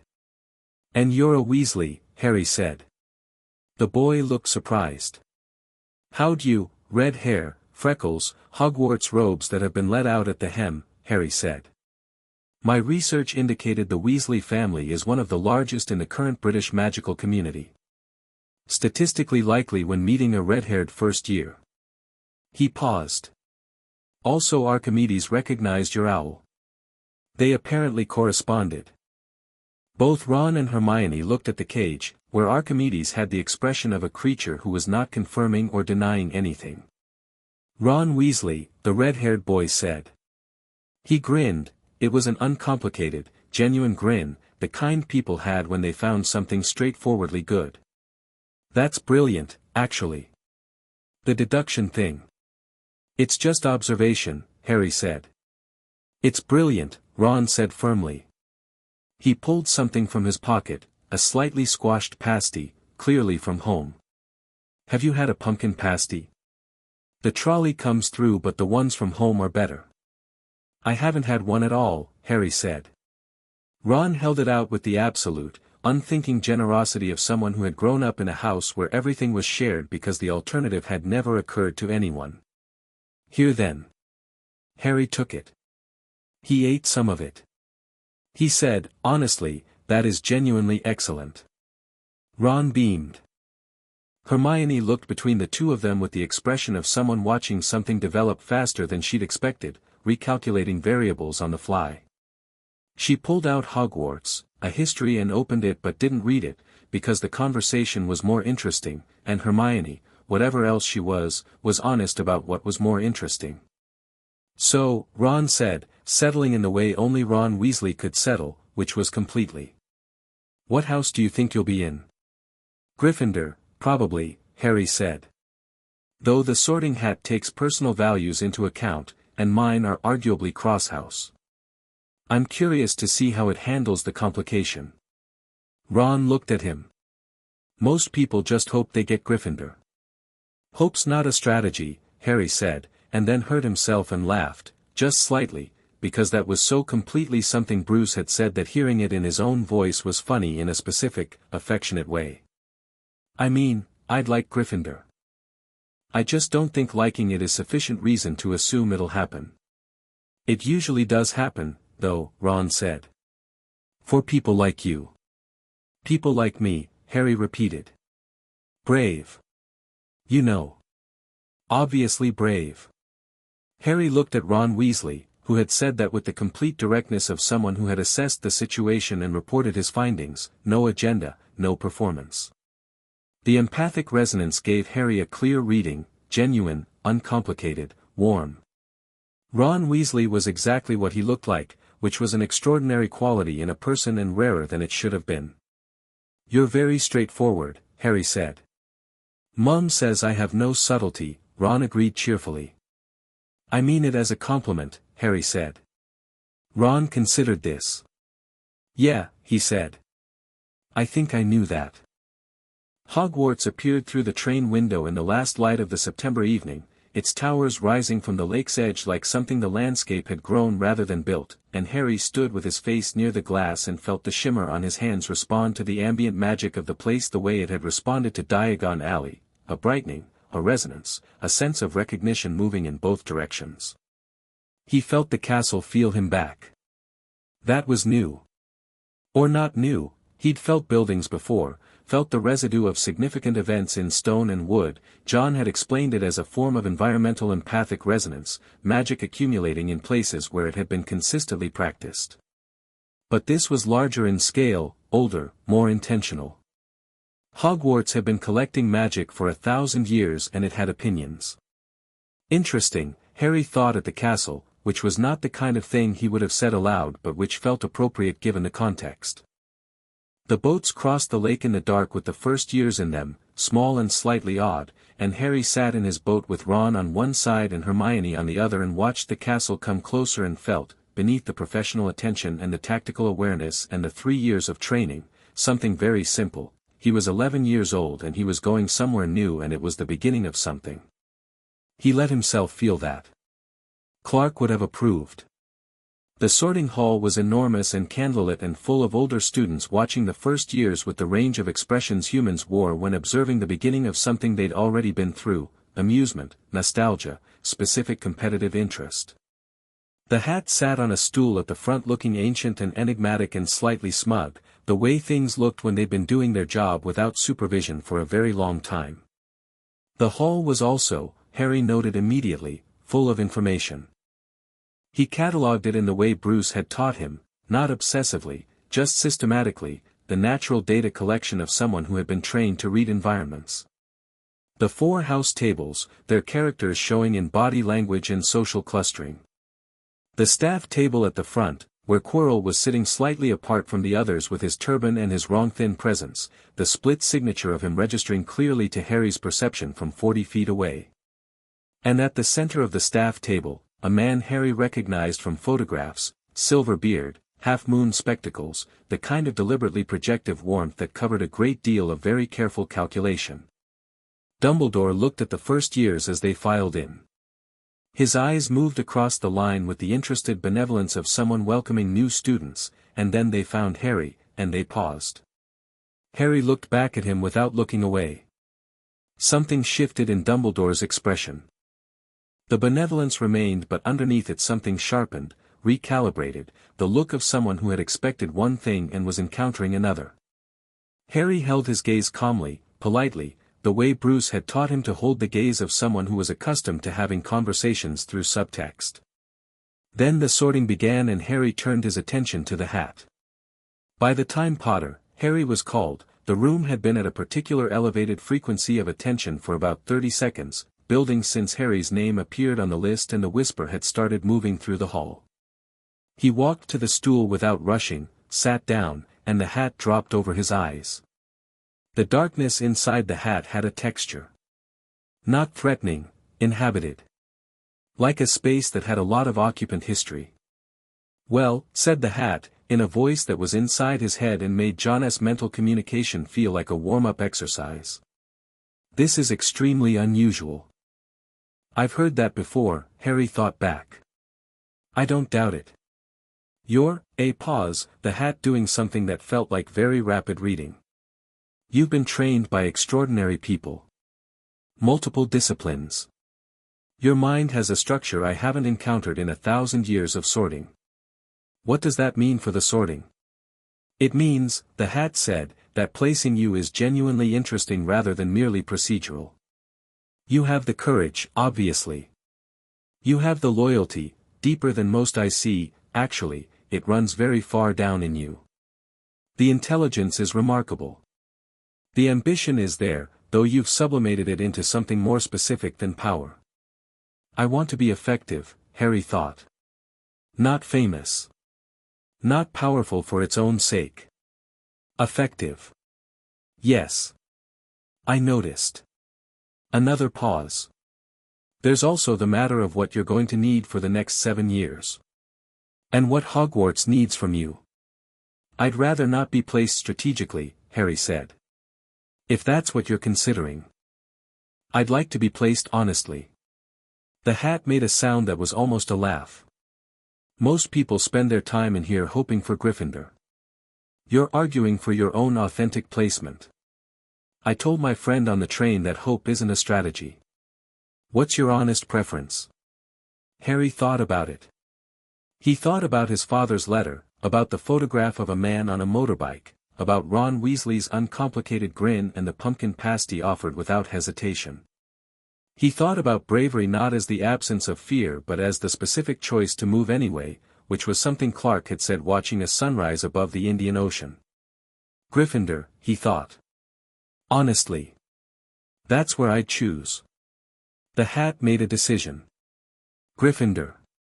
The red table erupted. Harry took off the hat and walked to the cheering table and sat down, and the wave of noise and congratulation was warm and present and real, and he let it be that, just real, just good. Ron came after him, hat barely touching his head before shouting Gryffindor, dropping into the seat next to Harry with a look of pure relief. Hermione came a few minutes later, the hat taking considerably longer on her than on Ron, and she walked to the Gryffindor table with the expression of someone who had not been entirely certain of the outcome and was reassessing their confidence calibration. She sat across from Harry.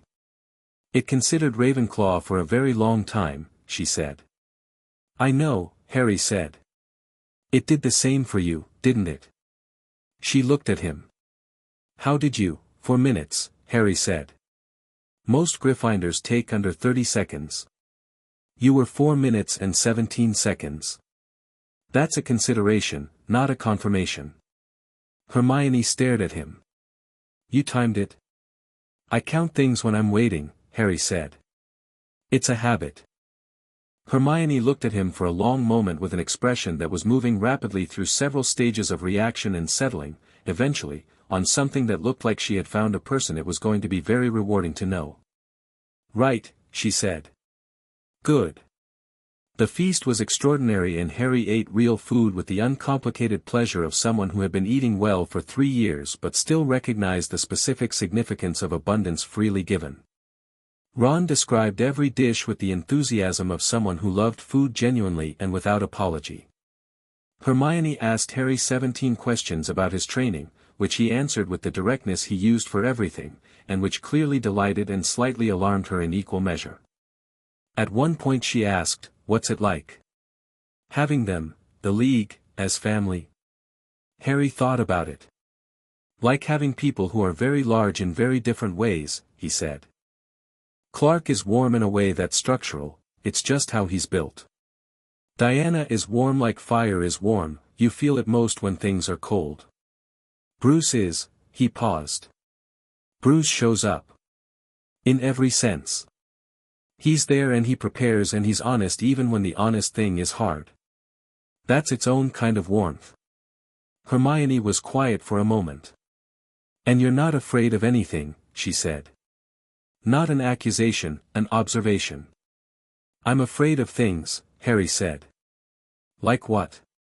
He looked at his plate for a second. "Losing people," he said. Not in a way that freezes me. But it's there." He looked up. "Being ineffective when it matters. That one I work on." Ron was listening without the pretense of not listening, which was a Ron Weasley quality that Harry was finding increasingly endearing. "That's a very mature thing to be afraid of," Ron said. "John says fear is most useful when you let it be specific," Harry said. "Vague fear spreads everywhere. Specific fear points at something." Ron nodded slowly. "John," he said. "That's Martian Manhunter," Harry confirmed. "He was probably the most important teacher. The mental disciplines especially." He paused. "He's also just," he stopped. "What?" Hermione asked. Harry looked at his cup. "He's the last of his kind," he said quietly. "And he chose to stay and help anyway. I think about that a lot." The feast continued around them, warm and noisy and full of the beginning of things. Professor Quirrell's classroom had a particular smell, garlic, which Quirrell claimed was against vampires, which Harry recognized as both a deflection and a practical measure for keeping people at a comfortable distance from his head. The class itself covered basic theoretical defense, which Harry knew thoroughly and could have taught, but he sat and listened with the attentive patience of someone who understood that the lesson was not the point of being in the room. The point of being in the room was Quirrell. The split signature was clearer in here, in the contained space of the classroom with 12 students and one inhabited professor, and Harry spent the first lesson learning its exact character. The fragment that lived on the back of Quirrell's head was aware, intelligent, and deeply uncomfortable with Harry's presence in a way it was working hard to conceal. It had felt the empathic reach in Diagon Alley and recognized it, and now it was doing the magical equivalent of keeping very still and hoping not to be looked at. Harry didn't look at it. He looked at his textbook and answered the questions Quirrell asked and let it think it had gotten away with something. After class, he went to the library and wrote a detailed summary of his observations in the coded notation he and Bruce had developed, photographed it with the microcamera in the watch, and sent it through the comm to the Watchtower. Bruce replied in 12 minutes, which was fast even for Bruce. Confirmed. Keep distance. Monitor. Do not engage without full assessment. The stone's location has been partially mapped, 3rd floor corridor. I'm working on full schematics. Harry wrote back, already know about the 3-headed dog. Heard Filch talking to Mrs. Norris last night. It's named Fluffy. A pause. Then, of course it is. Harry smiled at the watch and went to Charms. Professor McGonagall was something else entirely. Her class was structured, demanding, and delivered with the efficiency of someone who had spent 40 years teaching and had refined the process down to pure function. She expected effort and received it, expected precision and rewarded it, and she looked at students with the particular eye of someone who had a very accurate mental model of what each student was actually capable of versus what they were currently producing. She looked at Harry, in the first class, with that eye. He was doing the levitation charm, Wingardium Leviosa, and his feather rose the moment he finished the incantation, clean and steady, and held at eye level with the controlled ease of someone who had been working with focused intent and physical manifestation for 3 years with Hal Jordan. McGonagall walked by his desk. She looked at the feather. She looked at Harry. She looked at the feather again. She moved on without comment, but Harry felt the quality of her attention change, the professional recalibration, the mental note being made. He'd felt it before. Bruce did it constantly, when training was exceeding projection. Ron, beside him, was having trouble with the wrist motion. Harry watched him for a moment. The issue was in the second syllable, Ron's wrist turning slightly late, disrupting the channeling of intent at the critical moment of incantation. Levy first, Harry said quietly. Let the wrist follow the word, not lead it. The word carries the intent and the wrist directs it. You're doing it backwards. Ron tried it. The feather rose halfway, wobbled, dropped. Good, Harry said. That's the right shape. The height will come when the intent is cleaner. The intent, Ron repeated. Right. What does that mean, exactly? You're thinking I want this feather to go up, Harry said. Think the feather is going up. Present, not future. The magic responds to certainty. Ron stared at him. That is, where did you learn that? Green Lantern, Harry said. Ron absorbed this. He turned back to his feather and thought the present tense, and the feather rose 6 inches and held, wobbling but present. Ron looked at it. He looked at Harry. He looked back at the feather. Brilliant, he said, with a sincerity that was its own kind of thing. 3 seats down, Hermione's feather was performing flawlessly. She had looked up when Harry explained the intent principle, and Harry saw her integrated into something she was already theorizing, the way Hermione integrated everything, not replacing what she knew but building with it. McGonagall called the class to attention at the end, and her eyes moved to Harry's feather, still suspended perfectly at eye level. Mr. Potter, she said. Please let it down. Harry let it down. After class, McGonagall said. Ron shot Harry a look that asked approximately 8 questions. Harry responded with a fractional shrug that answered approximately 3 of them. After the other students filed out, McGonagall stood at the front of the room with her arms folded and looked at Harry with the expression of someone who had made a decision and was in the process of executing it. Your wand work in class today was not that of a first year, she said. It wasn't even particularly that of a 3rd year. I've had prior training, Harry said. Non-traditional. How much? Harry considered how to describe 3 years of cross-disciplinary instruction by 6 extraordinary people in a space station. Substantial, he said. McGonagall studied him. Her face was precise and controlled, but the empathic resonance gave Harry a clear reading. professional respect, genuine curiosity, and something deeper that was decision-shaped. "I've been told by the headmaster that you are to be treated as any other student," she said. Harry waited. "I find," McGonagall said carefully, "that the headmaster's instructions in this case may not fully account for the reality of the situation." She looked at him steadily. "I will not create a special track for you. Every student earns their marks by the same standard. But I will not pretend I don't see what I see. You will be expected to work at your actual level, not a performed one." "I'd prefer that," Harry said. "I thought you might." She uncrossed her arms. "Are you planning to try out for Quidditch?" Harry blinked. "Is first year eligible?" "It isn't," McGonagall said, with the expression of someone who had already done the calculation and found it wanting. "But I have some discretion in the matter, and I watched what you did in the air above Hogwarts when you arrived last night. You were riding a school broom and you were doing things with it that the school brooms are not rated for." Harry hadn't thought anyone had seen that. He'd gone up because the sky felt right after months in space, and he'd moved because moving felt right after months of training, and apparently he'd been less unobserved than intended. "I can speak to the headmaster," McGonagall said. "I believe there is precedent for special dispensation." "I'd like that," Harry said. "Yes." McGonagall nodded. There was something in her face, the teacher's version of what Bruce's face did after a training session, that exceeded projection. She kept it contained, professional. "Off you go, Mr. Potter. You'll be late for defense." Harry went to defense, where Quirrell was wearing a new turban and the fragment on the back of his head was having a very bad day that it was doing its best not to show. October arrived, and with it the natural social architecture of Hogwarts began to reveal itself, and Harry moved through it with the clarity of someone who had John's training in reading people and Bruce's training in reading situations. The Slytherins kept a specific kind of distance from him, wary rather than hostile, the wariness of people whose traditional cultural framework had been constructed around certain assumptions about Harry Potter and were finding that the actual person didn't fit the available categories.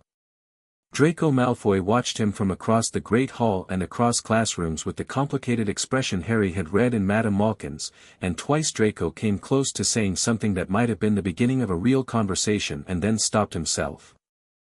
Harry didn't push. He'd leave the door open. Draco would find it or he wouldn't. Neville Longbottom became a frequent presence in their small orbit, drawn in by Harry's specific quality of attention, the way Harry never seemed to find anyone unworthy of being looked at directly, which was an unusual experience for Neville, who had spent most of his first 11 years being found wanting by approximately everyone who mattered. In potions, Neville knocked a cauldron sideways in the second week and the resulting mess spread across 2 benches and destroyed 3 people's work. Snape descended on the situation with the particular swift precision of a man who had been waiting for an opportunity. "Pathetic," Snape said, looking at the wreckage. His voice was quiet and carried the particular quality of someone who understood that quiet contempt was more damaging than loud anger. "Longbottom, I see no evidence that you are intellectually equipped to manage the most basic. The cauldron had a structural fault," Harry said, from his bench. The classroom went very still. Snape turned to look at Harry with the slow, controlled precision of someone who was not accustomed to being interrupted. His eyes were black and flat and calculating, and the empathic resonance gave Harry a complex reading, layers, defensive architecture, significant pain living very far down below very solid walls. "I beg your pardon, Mr. Potter," Snape said. "The cauldron," Harry said, meeting Snape's eyes without the flinching that Snape was clearly accustomed to producing. "The base had a hairline stress fracture from repeated heating cycles. The structural integrity failed under standard brewing temperature, which isn't a user error, it's an equipment maintenance issue." He paused. Neville's brewing technique also showed the correct application of the 3rd step, which most of the class got wrong. So calling his work pathetic is inaccurate. The silence was absolute. Snape looked at Harry for a long moment. His expression was not angry, it was something more complex, the expression of someone encountering a situation they hadn't fully modeled. "You are correcting my assessment," Snape said. I'm providing additional information, Harry said. You can do whatever you like with it. Snape was quiet for another moment. The class held its collective breath. 5 points from Gryffindor, Snape said, for speaking without permission.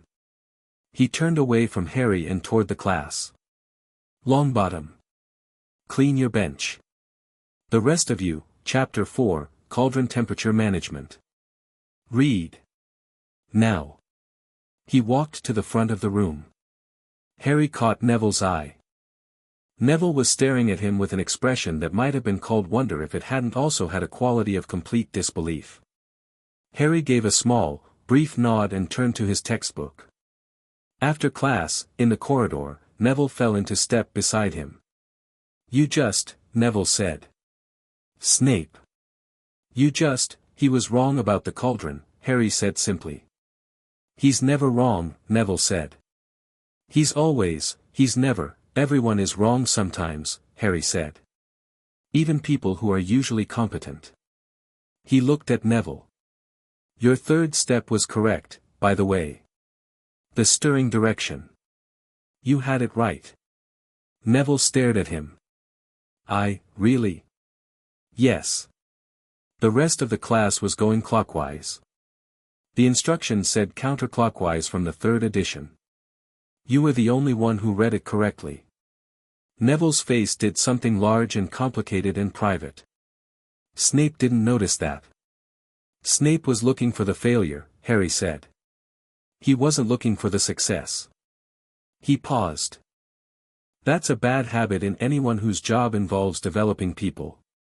Neville was quiet for a moment. Then he said, with the careful tentativeness of someone picking up something they weren't sure they were allowed to hold, would it be all right if I sat with you at dinner? Of course, Harry said, as though the question were strange to have needed asking, which made Neville's face do the large complicated thing again. Ron, who had been walking on Harry's other side through this entire exchange, said nothing until Neville had gone ahead. Then he said, you know Snape's going to make your life difficult now. Probably, Harry agreed. Doesn't that, I don't know, concern you? Harry thought about it honestly. He thought about Bruce, who had spent 3 years making things deliberately difficult so Harry would stop finding them difficult. He thought about Diana, who had told him that a warrior without enemies was a warrior without feedback. Not really, he said. Ron walked beside him for a moment. You're kind of extraordinary, Ron said. So are you, Harry said. Ron opened his mouth. Closed it. I'm really not, he said. You gave a stranger food on a train without thinking about it, Harry said. You've defended 3 people from bullying in 2 weeks without anyone asking you to and without telling anyone you did it. You're loyal in the specific way that doesn't require the other person to have earned it yet. He looked at Ron. That's extraordinary. It's just quieter than some kinds. Ron was quiet for the rest of the walk to the Great Hall, which for Ron Weasley was a significant departure from baseline. November brought the broom. McGonagall had made good on her word, first-year exception, special dispensation, Gryffindor seeker. Harry went to the first practice with a Nimbus 2000 that had appeared on his bed the morning after McGonagall's conversation with Dumbledore, and he swung onto it in the damp November air above the pitch, and Oliver would watch him from the ground with the expression of someone who had heard things but had not fully committed to believing them until this specific moment. Harry went up. Properly up, not training room up, not space station external hull up, but Hogwarts up, castle turrets level and the lake below catching the grey morning light, and he felt the broom under him the way he felt everything, completely, with the full attention of someone whose body had been trained to read physical reality like a text. He moved. Because moving felt right and because the sky was there and because some things were just themselves, no strategic purpose, no tactical objective, just the pure fact of being able to do them. Oliver would made a sound from the ground that was not a word. Marcus Flint, the Slytherin captain, who happened to be crossing the pitch at the time with his own team, stopped walking and looked up with the expression of someone watching a weather event they hadn't forecasted. Harry came down after 3 minutes. Oliver was still making the sound. Right, he finally managed. Right. Okay. The practice plan I had is, I'm revising it. What were you going to have me practice? Harry asked. Basic diving and turning, Oliver said. He looked at the air above where Harry had been flying. I think we can skip that. What does the seeker actually need to do? Harry asked. Past the obvious, catch the snitch fastest. What are the variables that determine success? Oliver blinked. Well. Speed, obviously. Eyesight. Reflexes, those are physical attributes, Harry said. What are the variables? What's in my control that affects the outcome? Oliver stared at him.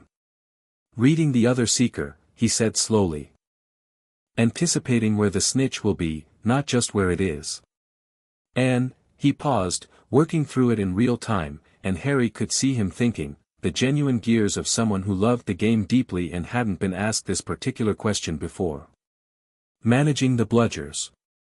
Making space. Forcing the opposing seeker into bad positions so even when you're on the same snitch, you're in a better line. Good, Harry said. Then that's what we practice. Oliver looked at him for a moment. Then he laughed, a real, surprised, delighted laugh. You're going to be the best seeker Gryffindor's had in 20 years, he said. 30, Harry said, without particular ego. I've watched the historical match footage. The 20-year mark isn't the benchmark. Oliver laughed again. Right. 30. Let's go. Quarrel got worse in November. The possession was deepening, slowly, nearly imperceptibly to anyone without Harry's specific perception, but Harry tracked it with the daily attention of someone who knew exactly what he was watching for. The fragment of Voldemort on the back of Quirrell's head was feeding on the professor's body, taking more of it, and Quirrell's own emotional signature was compressing, his fear becoming chronic and specific, the terror of someone who knew what was happening to them and had neither the power nor the option to stop it. Harry wrote his observations to Bruce. Bruce confirmed that the stone's protection protocols, per his research, involved multiple layers. The three-headed dog was the outer perimeter, and there were further enchantments below, from multiple professors. He sent Harry the partial schematics. Harry studied them. He identified 3 gaps in the defense architecture and noted them in his report with suggested remedies, which Bruce forwarded to contacts in the wizarding community who could address them without revealing the intelligence source. He was not going to let Voldemort get the stone. But he also wasn't going to move until he had to, because Bruce had taught him the intelligence value of a known threat, and because the threat needed to play its hand before Harry could fully understand the game. He was also, he noted to himself, 11 years old and going to school, and that deserved to be what it was too. The night of Halloween, a troll got into the castle. Harry had been in the library reviewing the Flamel documentation when the alarm went through the castle, and he moved to the source with the reflexive efficiency of someone whose training had made direction toward danger instinctive rather than chosen. He found the troll in the girls' bathroom. He also found Hermione, backed against the wall of sinks, with the troll swinging its club at a range that was shrinking. Ron was behind Harry, having caught up in the corridor. The troll was 12 feet of malodorous, structurally simple menace, and Harry looked at it for approximately half a second. The shimmer on his hands was gold. He didn't use the wand. He didn't need to, the wand was for the Wizarding World's conventions, the formal language of magic, and this was not a formal situation. He raised his hand and pushed with the focused directness that Hal had built in him over 3 years, the will expressing his physical reality, and the troll went into the wall with enough force to leave an impression in the stone and sat down in a daze. Hermione stared at him. Ron stared at him. The troll looked confused, which was arguably its natural state and so not a significant departure from baseline. "Are you hurt?" Harry asked Hermione. Hermione looked at her hands, which were shaking, and then looked at Harry, and said, in the specific voice of someone managing the space between what they just witnessed and what they thought they knew, "What was that?" "Magic," Harry said. "Are you hurt?" No, I'm not." She straightened, and there was something happening in her expression, the processing of a person who had just had their model of a situation completely revised. That was wandless. Yes. Wandless magic at that scale requires practice, Harry said. And very good teachers. He looked at her.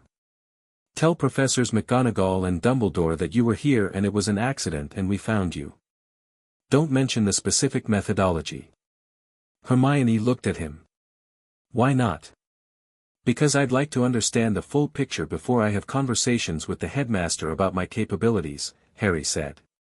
He's going to want to know what I can do, and I want to choose when and how much I tell him. Hermione was quiet for a moment. Then, you don't trust him. I trust his intentions, Harry said.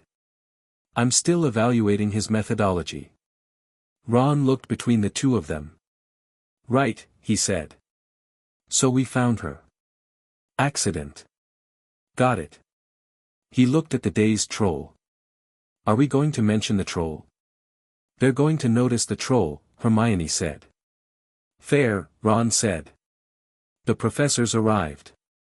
McGonagall was sharp and present and her eyes moved over the scene with professional efficiency, and when they reached Harry they paused, the way they'd paused in Charms, making the mental note that was accumulating into something significant.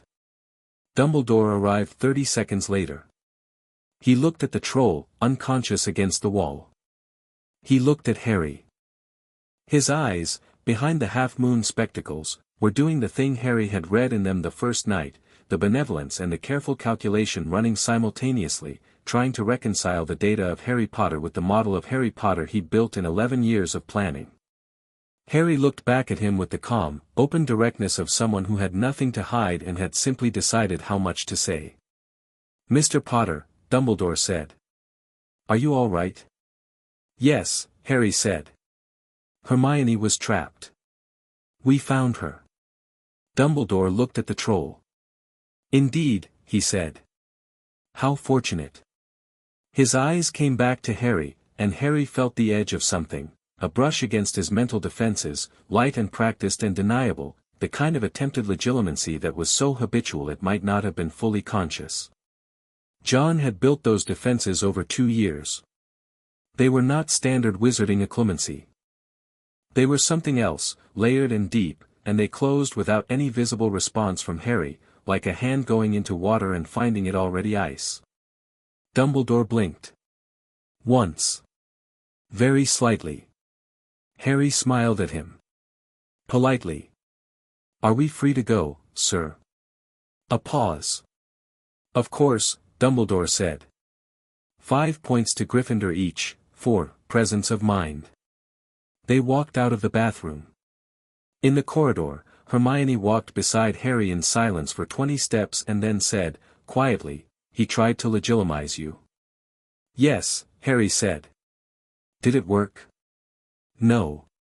Another pause. Should I be concerned, she said. Harry thought about it honestly. About me, no. About some other things, possibly. I'm still building the picture. He looked at her. I'll tell you what I know when I know enough of it to be useful. Hermione thought about this with the serious, rigorous attention she gave to everything important. All right, she said. I trust that. Ron, on Harry's other side, had his hands in his pockets and was walking with the considered thoughtfulness that happened when Ron was processing something too large for his usual velocity. The magic you used on the troll, he said finally. Without a wand. It looked like something I've never seen in a book. It isn't in wizarding books, Harry said. It came from somewhere else. Ron nodded slowly. The League? Yes. Ron nodded again. They walked in silence for a moment. Then, you know you're different, Ron said. Not accusatorially, with the direct honesty that was his particular quality. From what everyone expects. From the Harry Potter in all the stories. I know, Harry said. I like it, Ron said simply. The actual you is much better than the story version. Harry looked at him. Something warm moved in his chest, specific and real. Thanks, Ron, he said. Ron shrugged, the shrug of someone who'd said what was true and didn't need to elaborate. They went to dinner. The great hall was full and warm, and Neville had saved them seats, and the castle breathed its 1,000-year breath around them, collecting this specific moment the way it had collected 1,000 years of moments, adding it to the record of what had happened here. Harry Potter sat with his friends and ate his dinner and felt, very clearly and without qualification, that he was exactly where he was supposed to be. Below his dinner plate, Archimedes' feather, which Harry kept in his jacket, was warm. Chapter 5. The Weight of Prophecy. December arrived at Hogwarts the way it always did, with snow on the turrets and ice on the lake and a particular quality of cold that had architectural opinions, finding every gap in old stone and making itself known. The castle responded by lighting more fires and smelling more aggressively of mulled cider and wood smoke, which was either magic or excellent building management, and Harry had come to understand that at Hogwarts those were often the same thing. He was in the library when Hermione found him, 3 days before the Christmas holidays, sitting at a corner table with 6 books open simultaneously and the watch com pressed to his ear, Bruce's voice coming through in the clipped, information-dense shorthand they developed over 3 years of tactical conversations. The Flamel research confirms it, Bruce was saying. The stone requires physical proximity for extraction. Voldemort can't summon it or charm it remotely, he has to reach it. Which means Quirrell has to go through the protections, Harry said. All of them. In sequence. A pause. The schematics I sent, you've identified the weak points. The mirror is the last protection, Harry said. I've been thinking about it. A mirror that shows desire. It's not a physical obstacle, it's a psychological one. The logic of it is that someone who wants the stone for use can't retrieve it, but someone who wants it without wanting to use it can. He paused. It's an elegant trap. Dumbledore thinks elegantly. The problem, Bruce said, is that Voldemort has been inside Quirrell long enough to understand Quirrell's psychology. He can manipulate Quirrell's desire state. It might not hold. I know, Harry said. Which is why it needs to be me at the mirror and not Quirrell. Silence on the comm. You're planning to go down there, Bruce said. Not a question. The tone of someone who had seen this coming and was deciding how to respond to it. At the right moment, Harry said. Not preemptively. The information value of the active threat. I know what I told you about active threats, Bruce said. I'm wondering if you've accounted for the fact that Voldemort will recognize you. He's been recognizing me through Quirrell's eyes since September, Harry said. He knows what I am. The question isn't whether he'll come for me, it's when and where. He closed the nearest book. I'd rather it be underground in a controlled corridor than at a time and place of his choosing. The comm was quiet for a moment. John wants to speak with you tonight, Bruce said. I know. I'll call after dinner. Hermione sat down across from him and looked at the 6 open books and the watch in his hand with the expression she wore when she'd arrived mid-situation and was rapidly reconstructing the context. Plotting something? She asked. Preparing, Harry said. Is there a difference? Plotting is reactive, Harry said. Preparation is structural. He put the watch down and looked at her. I need your help with something. Hermione's expression became the one it became when something was both interesting and potentially problematic, which with Harry was most things. What kind of something? I need you to map the full protection sequence under the 3rd floor corridor, Harry said. You've been researching the professor's areas of expertise independently. Don't say you haven't, I know you have. You checked out 4 of the relevant books in October and 1 in November. Hermione opened her mouth. Closed it. The Devil's Snare is Professor Sprout's, she said, because Hermione Granger's version of denying she'd been researching something was to immediately produce the research. The Winged Keys are Flitwick's. The chess set is McGonagall's. The Troll is, already handled, Harry said. And there's a potions logic puzzle which is clearly Professor Snape's, and, she stopped. She looked at him. You've been monitoring Quirrell. Since Diagon Alley, Harry said.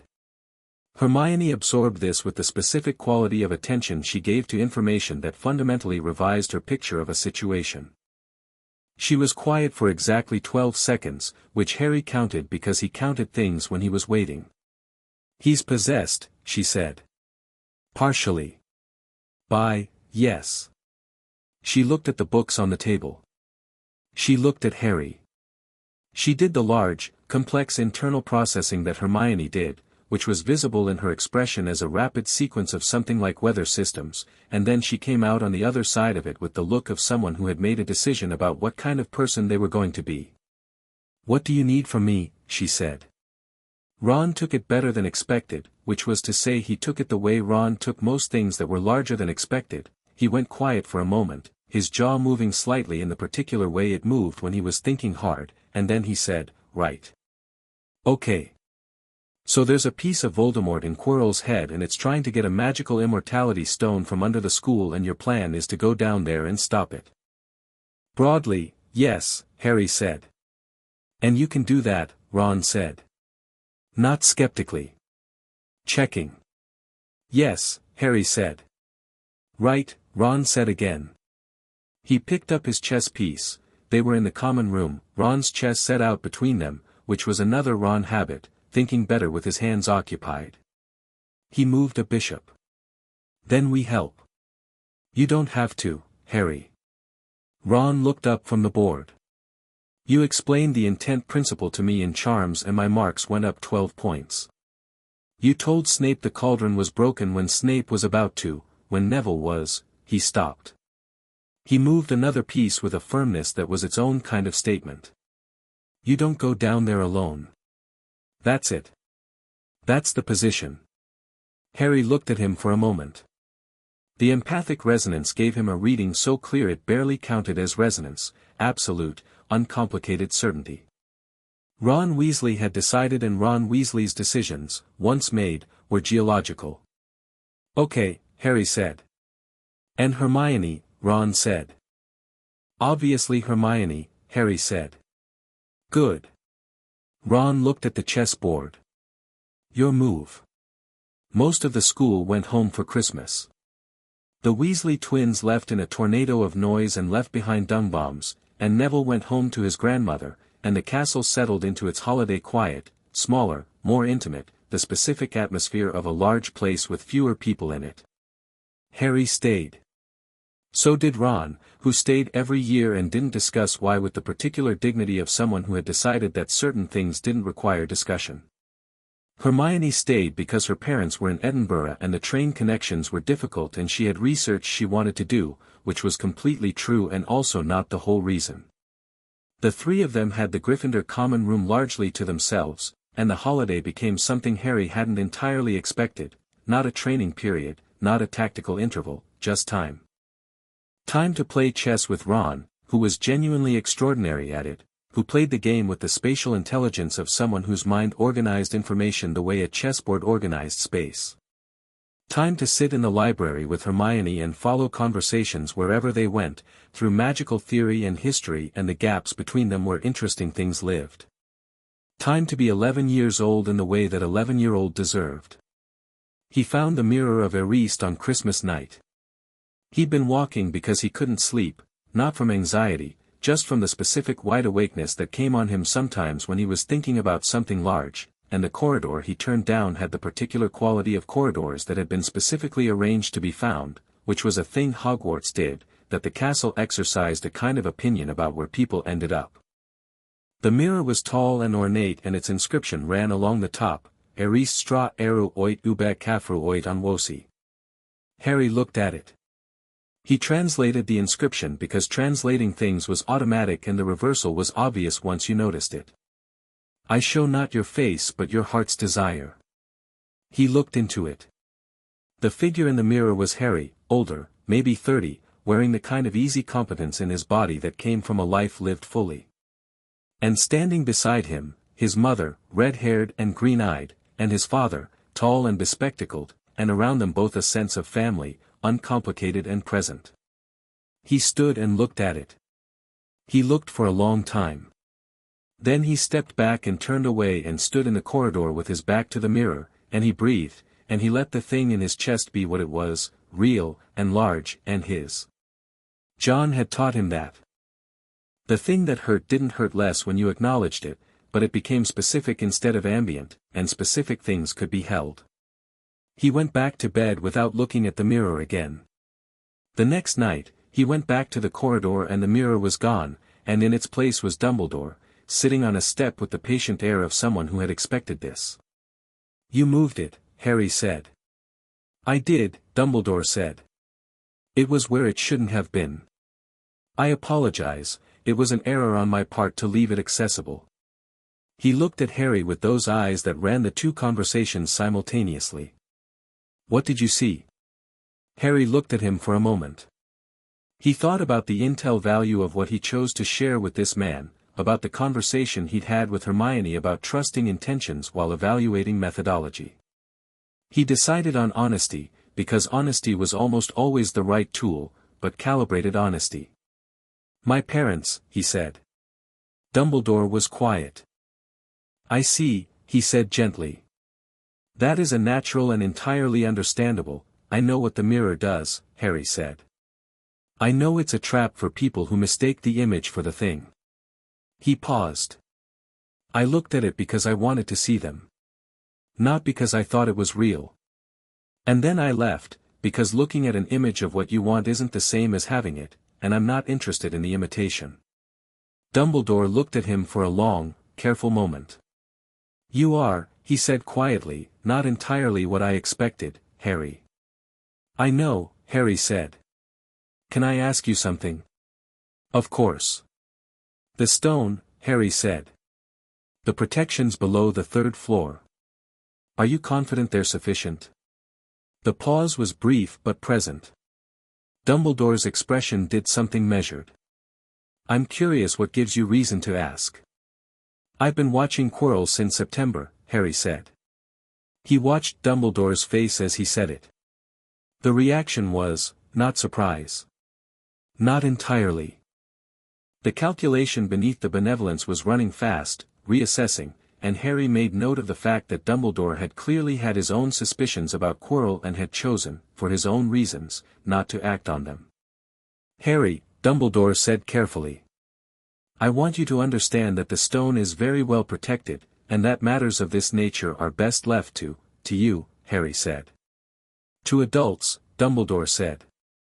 "To those with the experience and authority to. I stopped a 12-foot troll in November," Harry said, evenly and without ego.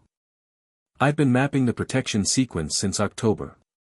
I have detailed intelligence on the nature of the threat and its current capabilities." He paused. "I'm not suggesting I can handle this alone, and I'm not planning to act without proper cause. I'm telling you that I'm aware of the situation, and I'd appreciate knowing that you are too." Dumbledore looked at him for a long time. In the looking was something that Harry had been feeling since the sorting, the specific discomfort of a man who had built a very careful plan around a very specific idea of what Harry Potter was and was finding, with each interaction, that the idea didn't survive contact with the actual person. "I am aware," Dumbledore said finally. "Good," Harry said. "Then we're on the same page." He paused. "I'll let you know if the situation changes. Good night, sir." He walked back to Gryffindor Tower, and Dumbledore sat on the step in the corridor where the mirror had been, and whatever he was thinking it for a very long time. January brought the second year of Harry's Hogwarts career accelerating forward like it had somewhere to be. He handled the stone in June. Quirrell broke for the mirror room in the last week of the school year, which Harry had been tracking with the daily, patient attention of someone who knew the timeline would be externally imposed. Dumbledore would leave the castle, the fragment would take its opportunity, and Harry would be there. He'd briefed Ron and Hermione on their specific roles with the precision of someone who had spent years watching Bruce build operational plans, assigning tasks by actual capability rather than convention. Hermione handled the Devil's Snare with the brisk competence of someone who had read the chapter on Devil's Snare 4 times and found it straightforwardly manageable. Ron played the chess game with the concentrated ferocity of someone whose spatial intelligence had spent 11 years waiting for a sufficiently demanding context, and he made the sacrifice with the particular nobility of someone who had genuinely thought it through and decided it was right. And Harry took 4 seconds to look at him on the board and feel the specific quality of gratitude that didn't have adequate vocabulary. "Go," Ron said. "I'm fine." "Go." Harry went. The potions room he solved in the time it took him to read the clue, because Snape's logic was excellent and Harry had 3 years of Bruce Wayne's logic training in him, and the two things were more compatible than Snape would probably have liked to know. He went through.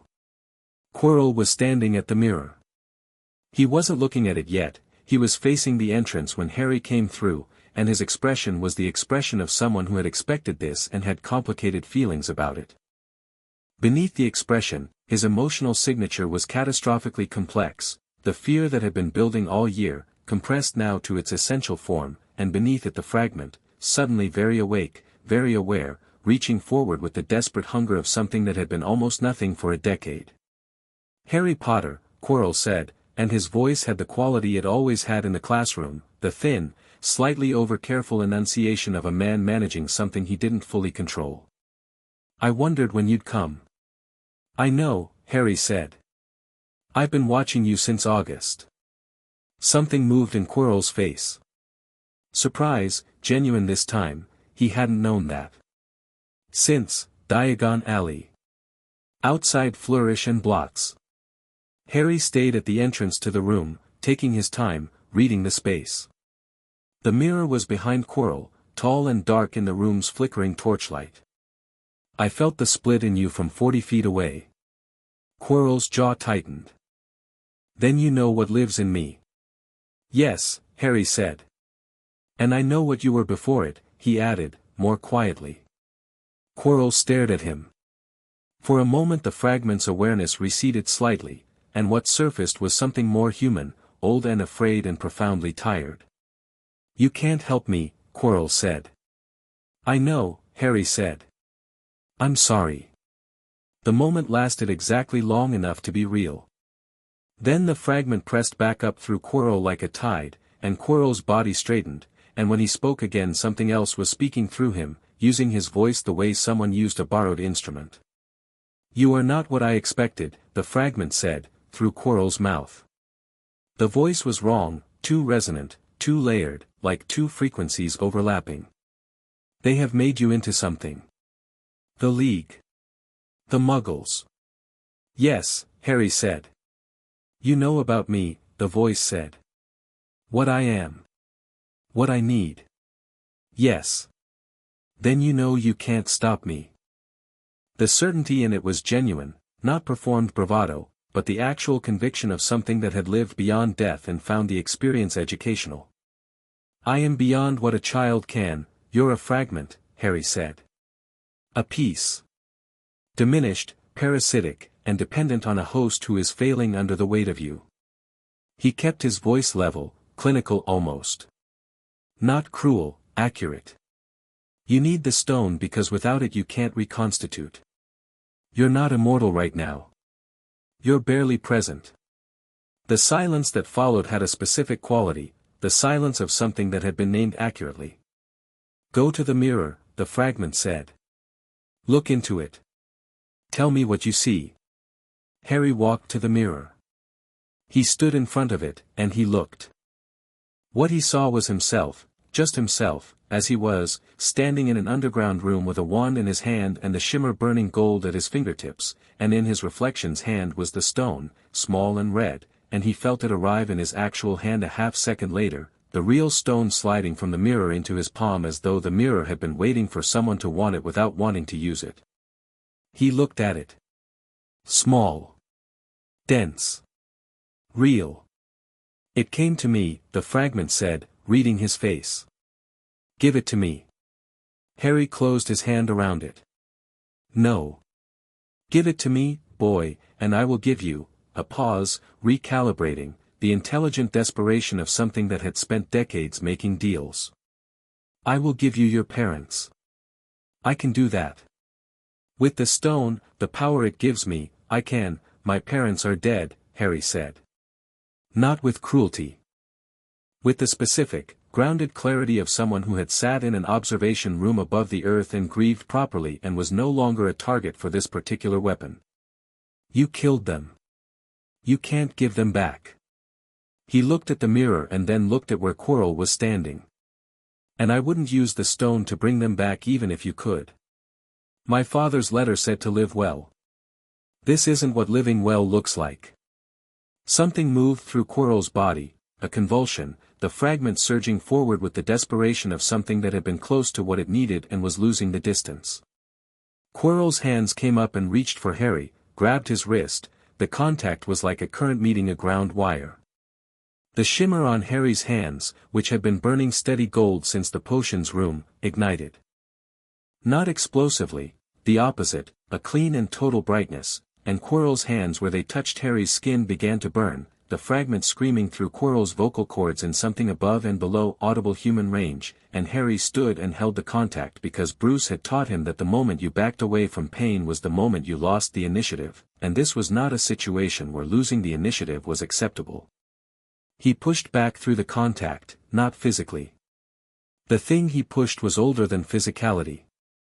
His mother's protection, John had called it, a love so complete it had become a shield. Quirrell's hands disintegrated. He fell, the fragment shrieking as the contact continued and the body hosting it failed, and Harry stepped back and Quirrell hit the floor and the room went dark and quiet. The fragment left. Not completely, Harry felt it go, a small terrible thing evaporating from the space it had occupied, fragmenting further, becoming less. Not gone. Not destroyed. But set back, significantly, in ways that would matter. Quirrell lay still. Harry stood in the underground room with the stone in one hand and his wand in the other and his mother's protection still warm on his skin, and he looked at Quirrell for a long moment with something that was not satisfaction and not victory but was the very specific quality of something ended. He went back through the protections. He found Ron sitting up on the chessboard, slightly concussed and extremely proud of himself. He found Hermione in the Devil's Snare chamber pacing with the anxious energy of someone whose operational role was over and whose brain had nothing left to do but catastrophize.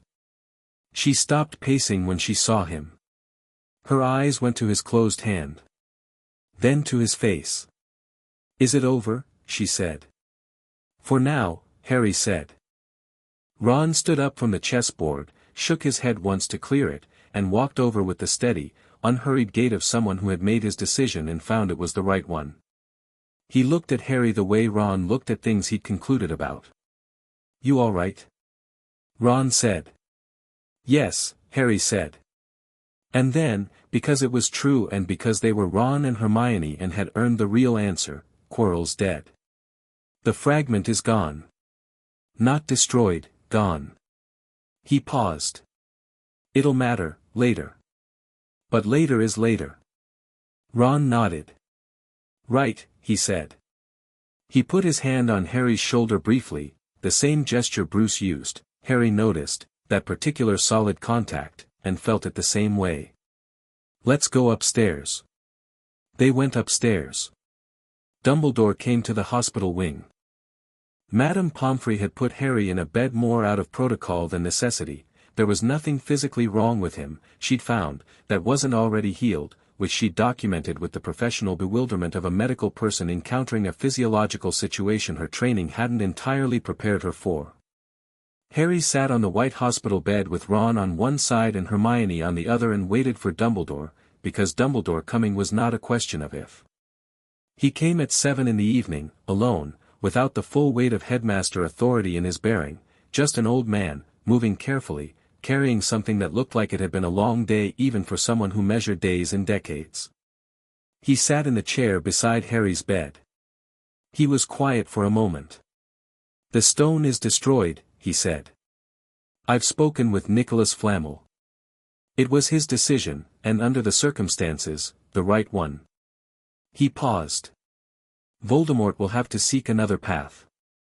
"Which he will." "I know," Harry said. "You handled the encounter with remarkable." He stopped. He was looking at Harry with those eyes that had been running the two conversations since September, and something in them had changed, not the calculation, that was probably constitutional, but the benevolence had shifted, become less performed, more actual. You knew I'd go down there, Harry said. I suspected, Dumbledore said. You left, Harry said. The night it happened. You were called away on ministry business that came up suddenly. He let that sit for a moment. Was the business real? Dumbledore looked at him for a long moment. The hospital wing was quiet, the candles low, Ron and Hermione very present on either side and saying nothing. The business was real, Dumbledore said. The timing was convenient. I believe that if the moment came, the right person would be there to meet it. You were betting on me, Harry said. I had great faith in you, Dumbledore said. That's different from betting, Harry said. Betting means you're okay with the alternative outcome. He didn't say it with anger, with the cool, factual precision of someone who had thought it through. If I'd been less prepared than I was, Voldemort would have the stone. Your faith would have been misplaced and the consequences would have been significant. Dumbledore was quiet. I was prepared, Harry said. Which is not luck and not prophecy. It's 3 years of work by people who gave a great deal of time and effort specifically so that I would be standing here and not somewhere else. He paused. I want you to know I understand the difference. I believe you do, Dumbledore said softly. Good, Harry said.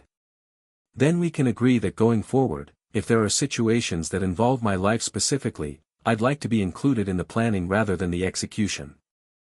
Dumbledore looked at him for a long moment with those eyes that had spent 11 years seeing a chess piece and were in the process of seeing a person. I believe, he said, that is entirely fair. Second year started with a car and a house elf, and Harry arrived at Hogwarts 3 hours late via flying Ford Anglia because Dobby, an elf who visited him over the summer with the terrified, devoted urgency of someone who had spent too long under bad management, had sealed the barrier at King's Cross. Harry had sent a Patronus-adjacent communication through the Watchtower's comm system explaining the situation, which had generated the following responses. Bruce said I'll have a debrief on house elf enslavement practices by Tuesday. Clark said are you safe? John said nothing but the comm lit up with his signature, which meant he was tracking Harry's location, which was John for I'm here. Barry said you flew a CR. Ron had flown the car with the desperate competence of someone whose alternative was being left on a train platform, and Harry had sat in the passenger seat and felt the night air through the window and watched England go by below, and the situation was objectively somewhat absurd and also undeniably wonderful in the way of unplanned things. They landed in the Whomping Willow. The Whomping Willow had opinions about this. McGonagall's reaction to the late arrival was sculpted from equal parts relief and fury, which in McGonagall's case produced an expression that Harry suspected could etch glass. She assigned them both detentions with the efficiency of someone who had considered the alternatives and found them insufficient, and then she looked at Harry with the look, the accumulating note look, and said, "Are you hurt?" "No," Harry said. She looked at him for another moment. "Detention Friday," she said. "Go to bed." The air of Slytherin's situation developed over the following months with the specific quality of a mystery that was more obvious at the structural level than the detail level, which was the kind of mystery Bruce had trained Harry to approach by pulling back rather than pushing in. The chamber. The voice in the walls, a voice Harry heard and no one else did, and which he identified from John S. Xenolinguistics files as Parseltongue. He didn't announce this immediately. He processed it, mapped it against the historical data, cross-referenced with the Salazar Slytherin biographical notes Bruce had sent him, and concluded that a basilisk was the most likely vector before anyone else had fully committed to the possibility. Basilisk, he told Hermione, 3 days before she came to the same conclusion herself. She was in the library when he said it, and she looked at him and then at the 3 books she'd been pulling for exactly this research, and she said, "I was going to tell you that." "I know," Harry said. "I thought you'd want to know I'd gotten there first." "I got there second," she said, with the specific precision of someone who had strong feelings about intellectual accuracy. "You'd have gotten there first if you'd approached it from the taxonomy rather than the symptoms," Harry said. She thought about that. "Basilisk eyes kill," she said, following the thread.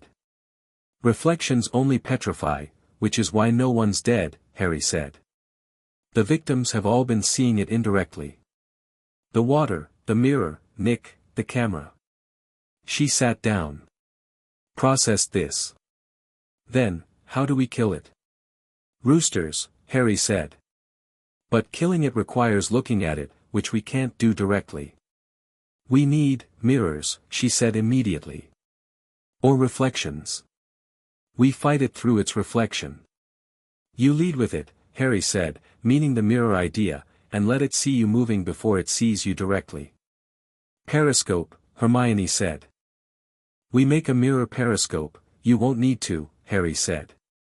I speak Parseltongue. I can find it before it finds you. Hermione stared at him.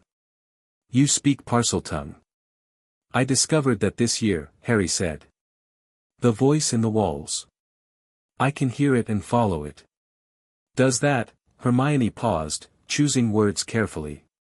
In wizarding culture, Parseltongue is associated with dark magic, Harry said. I know.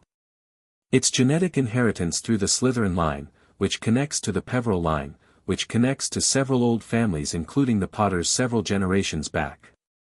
It's a language, not a character judgment. He paused. John speaks 47 languages. Linguistic capability doesn't determine moral alignment. Hermione absorbed this. Right, she said. Right. Obviously. She straightened her books with the slight over-precise movement she made when she was reorganizing more than just books. Who else knows? Ron heard me talk to a snake at dueling club, Harry said. He knows. No one else needs to. Hermione looked at him. Some people are going to think, some people already think, Harry said. It doesn't change what's true. She looked at him for a moment with the expression she got when she was building a model of something and finding it held up. No, she said. It doesn't. The Chamber of Secrets was real and it was underground and it smelled like centuries of disuse and something else that Harry's training identified immediately as a very large biological entity's habitat. He went down through the bathroom floor with Ron and Lockhart, Lockhart who had obliviated himself with Ron's broken wand in the tunnel and was now sitting against the wall of rubble quite contentedly being no threat to anyone, and Harry looked at the collapsed tunnel and said, I'll go ahead. Ron stays with Lockhart. Harry, the serpent responds to Parseltongue, Harry said.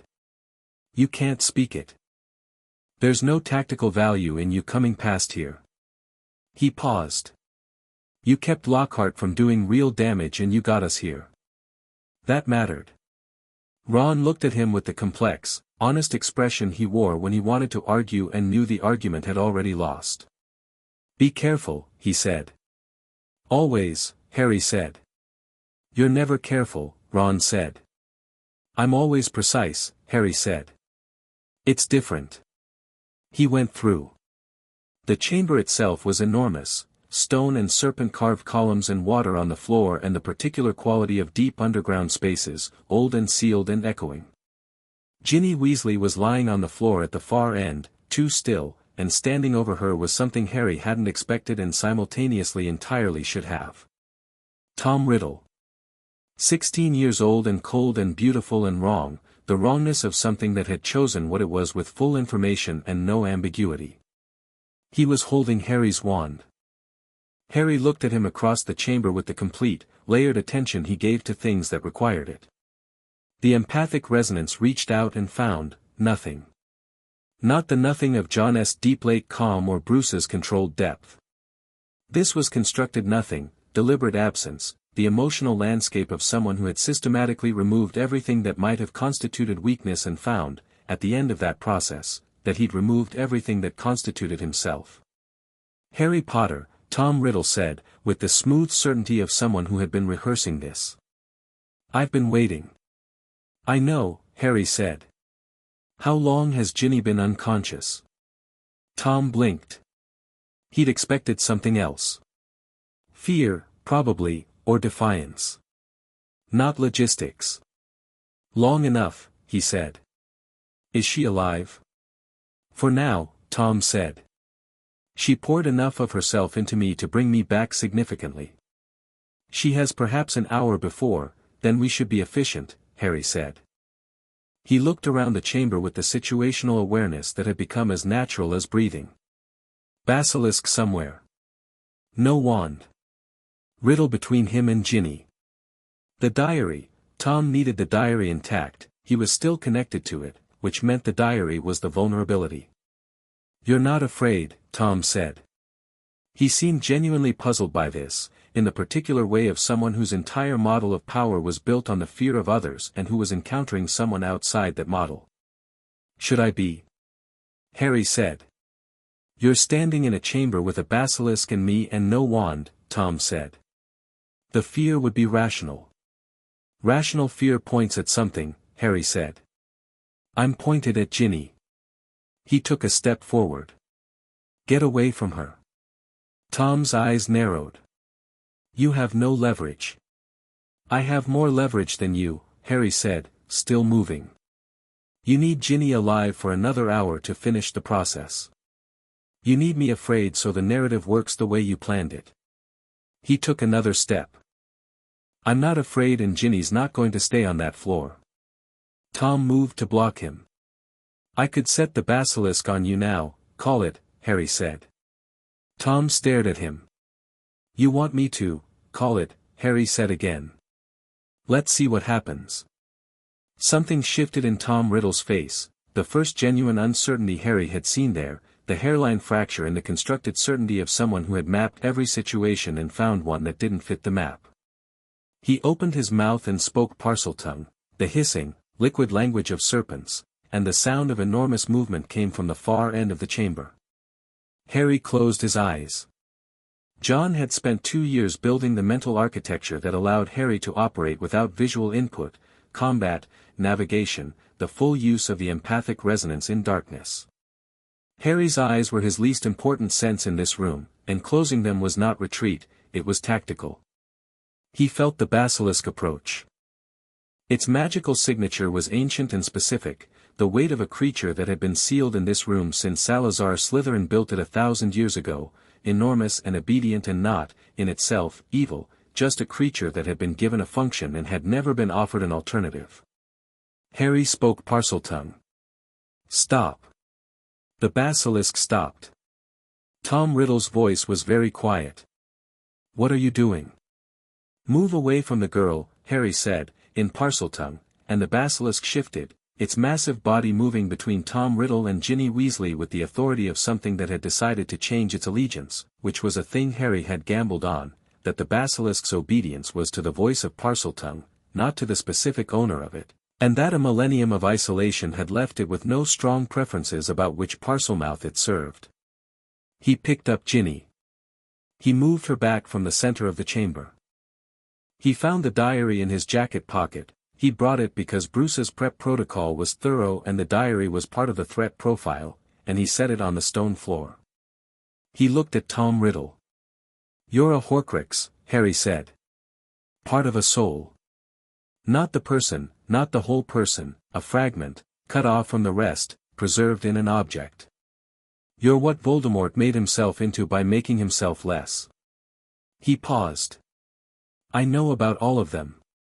Tom's face did something that might have been the ghost of a 14-year-old boy's reaction, surprise, loss, something that on a person who had made different choices might have been grief.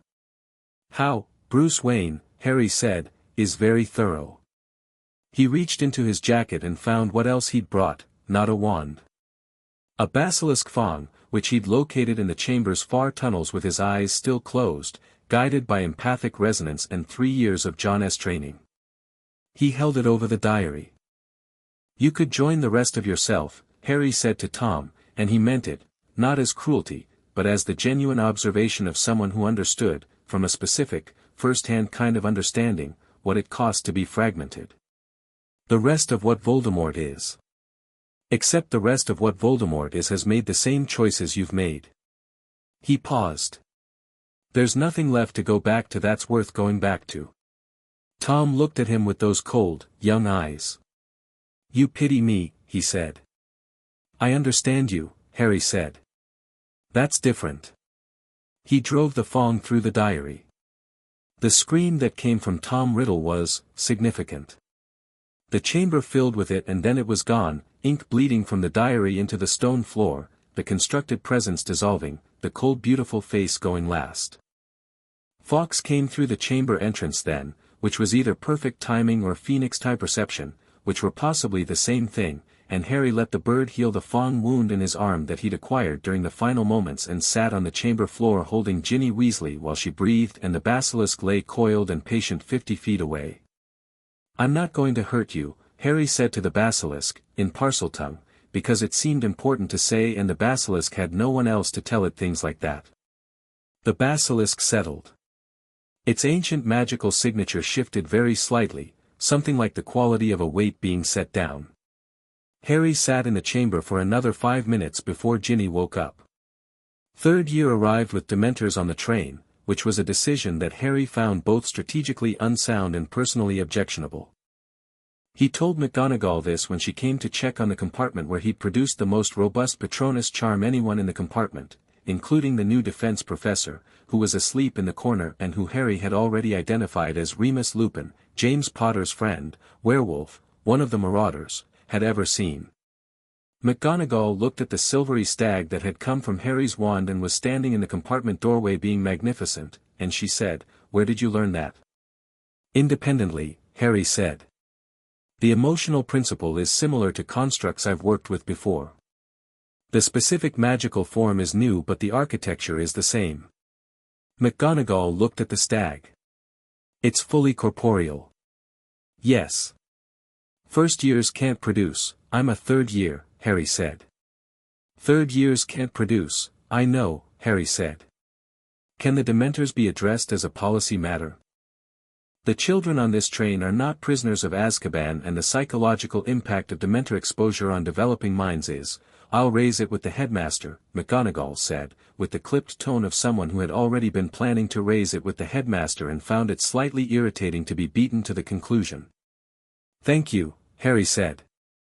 The stag looked at McGonagall with the large, luminous eyes of a Patronus that reflected its caster's fundamental nature, and McGonagall looked at it for a moment with an expression she quickly reassembled into professional neutrality. Later, when Lupin was awake and the train was moving again, he looked at Harry with the eyes of someone who had known James Potter and was encountering something both familiar and entirely new. "Your father's Patronus was a stag," Lupin said quietly. "I know," Harry said. "Is that beautiful?" Lupin said. "Just that." Harry looked at his wand. "He was animagus," Harry said. "Prongs. I've read the Marauder documentation. Bruce found most of it." Lupin blinked. "The Bruce. My guardian," Harry said. "He's thorough." Lupin absorbed this with the gentle, worn patience of someone who had long since stopped being surprised by the range of things the world could do. "He sounds it," he said. "He is," Harry said. He paused. "I'd like to talk to you. About my parents. If you're willing." Lupin looked at him for a moment with the specific quality of someone who had been carrying something heavy for a very long time and had just been offered a place to set it down. "Yes," Lupin said. "I'd like that very much." Sirius Black was innocent. Harry knew this before the end of October, because the evidence, examined with Bruce's methodology, pointed unambiguously in one direction, and Bruce's methodology didn't take feelings into account, only data, and the data said Pettigrew. He confirmed it through the mirror with Bruce, who had already been pulling the trial records and found the central fact that no one had apparently thought to emphasize: Sirius Black had never been given a trial. "No trial," Harry said. "Azkaban directly," Bruce confirmed. 12 years. Harry thought about this with the cold, specific clarity of genuine fury, not hot fury, the kind that made decisions poorly, but the cold kind, the Bruce kind, the kind that turned itself into action. "He needs a trial," Harry said.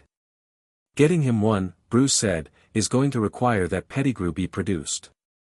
Alive." "I know where Pettigrew is," Harry said. A silence. "Harry. I've known since third week of term," Harry said. Ron's rat. The Marauder's map showed a name, Peter Pettigrew, always exactly where Scabbers was. I've been waiting for the right moment to bring it forward because a dead Pettigrew doesn't help Sirius. The calm was quiet for a long moment. You've been sitting on this. I've been timing it, Harry said. You taught me that. Another pause. I did, Bruce said. A beat. I'm calling Amelia Bones at the DMLE. She's the most structurally honest person in wizarding law enforcement based on available information. Good, Harry said. You'll need to produce Pettigrew. I know. End of year. The full moon is June 6th. He paused. Lupin will have to be managed. Does Lupin know you know? Bruce said. Not yet, Harry said. But I think he suspects that I suspect. He's very perceptive. He was a marauder, Bruce said. They built an entire magical map by being perceptive. I'll tell him when the timing is right, Harry said. He deserves to know before it becomes an operation.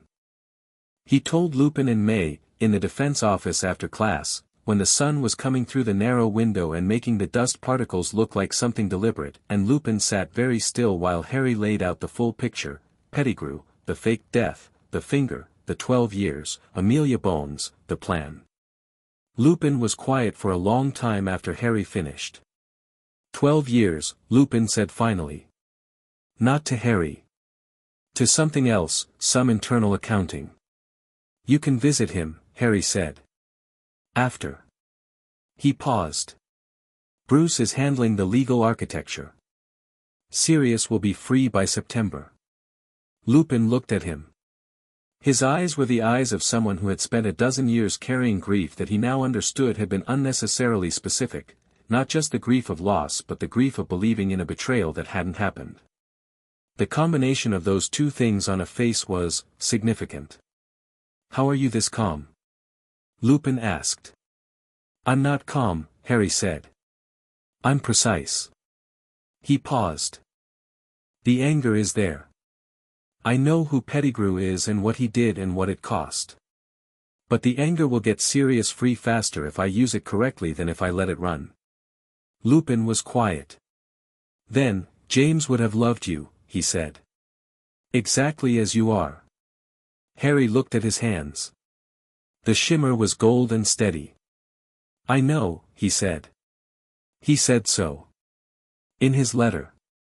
Sirius Black got his trial in September of Harry's 4th year, which technically fell outside the 3rd-year timeline but was the direct consequence of it, and Harry got something he hadn't expected from the outcome. He got an offer. The trial was swift and decisive. Pettigrew had been taken in June, transformed back from rat form by Harry in front of 4 witnesses in the Shrieking Shack, and Lupin and Ron and Hermione had all testified with the specific, clear competence of people who had been prepped for this by Harry, who had been prepped for it by Bruce. Amelia Bones ran the proceeding with the methodical fairness that had made her Bruce's first call, and Sirius Black was exonerated before October was out. Harry visited him in the new flat in Edinburgh that Bruce had arranged because Bruce arranged things, that was what Bruce did, and Sirius opened the door still slightly gaunt from Azkaban but with those grey eyes very much alive in his face, and he looked at Harry for a long moment before saying anything. You look like James, Sirius said. And nothing like James. I've heard that, Harry said. Come in, Sirius said. I've been practicing making tea. Azkaban doesn't offer a lot of opportunities for domestic skill development. Harry came in. He sat in the small Edinburgh flat while Sirius made tea badly and they talked, really talked, the kind of conversation that had 12 years of absence on one side and 11 years of cupboard on the other, and somehow those two different kinds of loss found the same language without having to be taught it. Bruce Wayne, Sirius said, at one point, holding his tea with the slightly experimental air of someone rediscovering normal objects. He actually filed for guardianship. From a space station. He's thorough, Harry said. He's a muggle, Sirius said, without any particular weight to it, just noting. He's Bruce, Harry said, which was the same thing he told Hermione on the train in 1st year, and it had the same quality of complete sufficiency. Sirius looked at him over his tea. "Are you happy?" he said. Harry thought about it with the honesty he gave to things that deserved it. He thought about the Watchtower and the observation deck and the sunrise over the Indian Ocean. He thought about Ron on the chessboard and Hermione in the library and Neville finding his feet in herbology. He thought about the letter in his jacket and the shimmer on his hands and the stag Patronus and everything that had been built, year by year, from the wreckage of a cupboard under a staircase. "Yes," he said. "I am." Sirius nodded slowly. "Good," he said. "Then, does that offer you an office in my flat?" "Because I've been told there are legal matters that could use your input and I'm terrible at legal matters, I'll tell Bruce," Harry said. "The Muggle," Sirius said. "The thorough one," Harry said. Sirius looked out the Edinburgh window at the grey Scottish sky. "He sounds like the right sort," he said finally. "He is," Harry said. "They all are."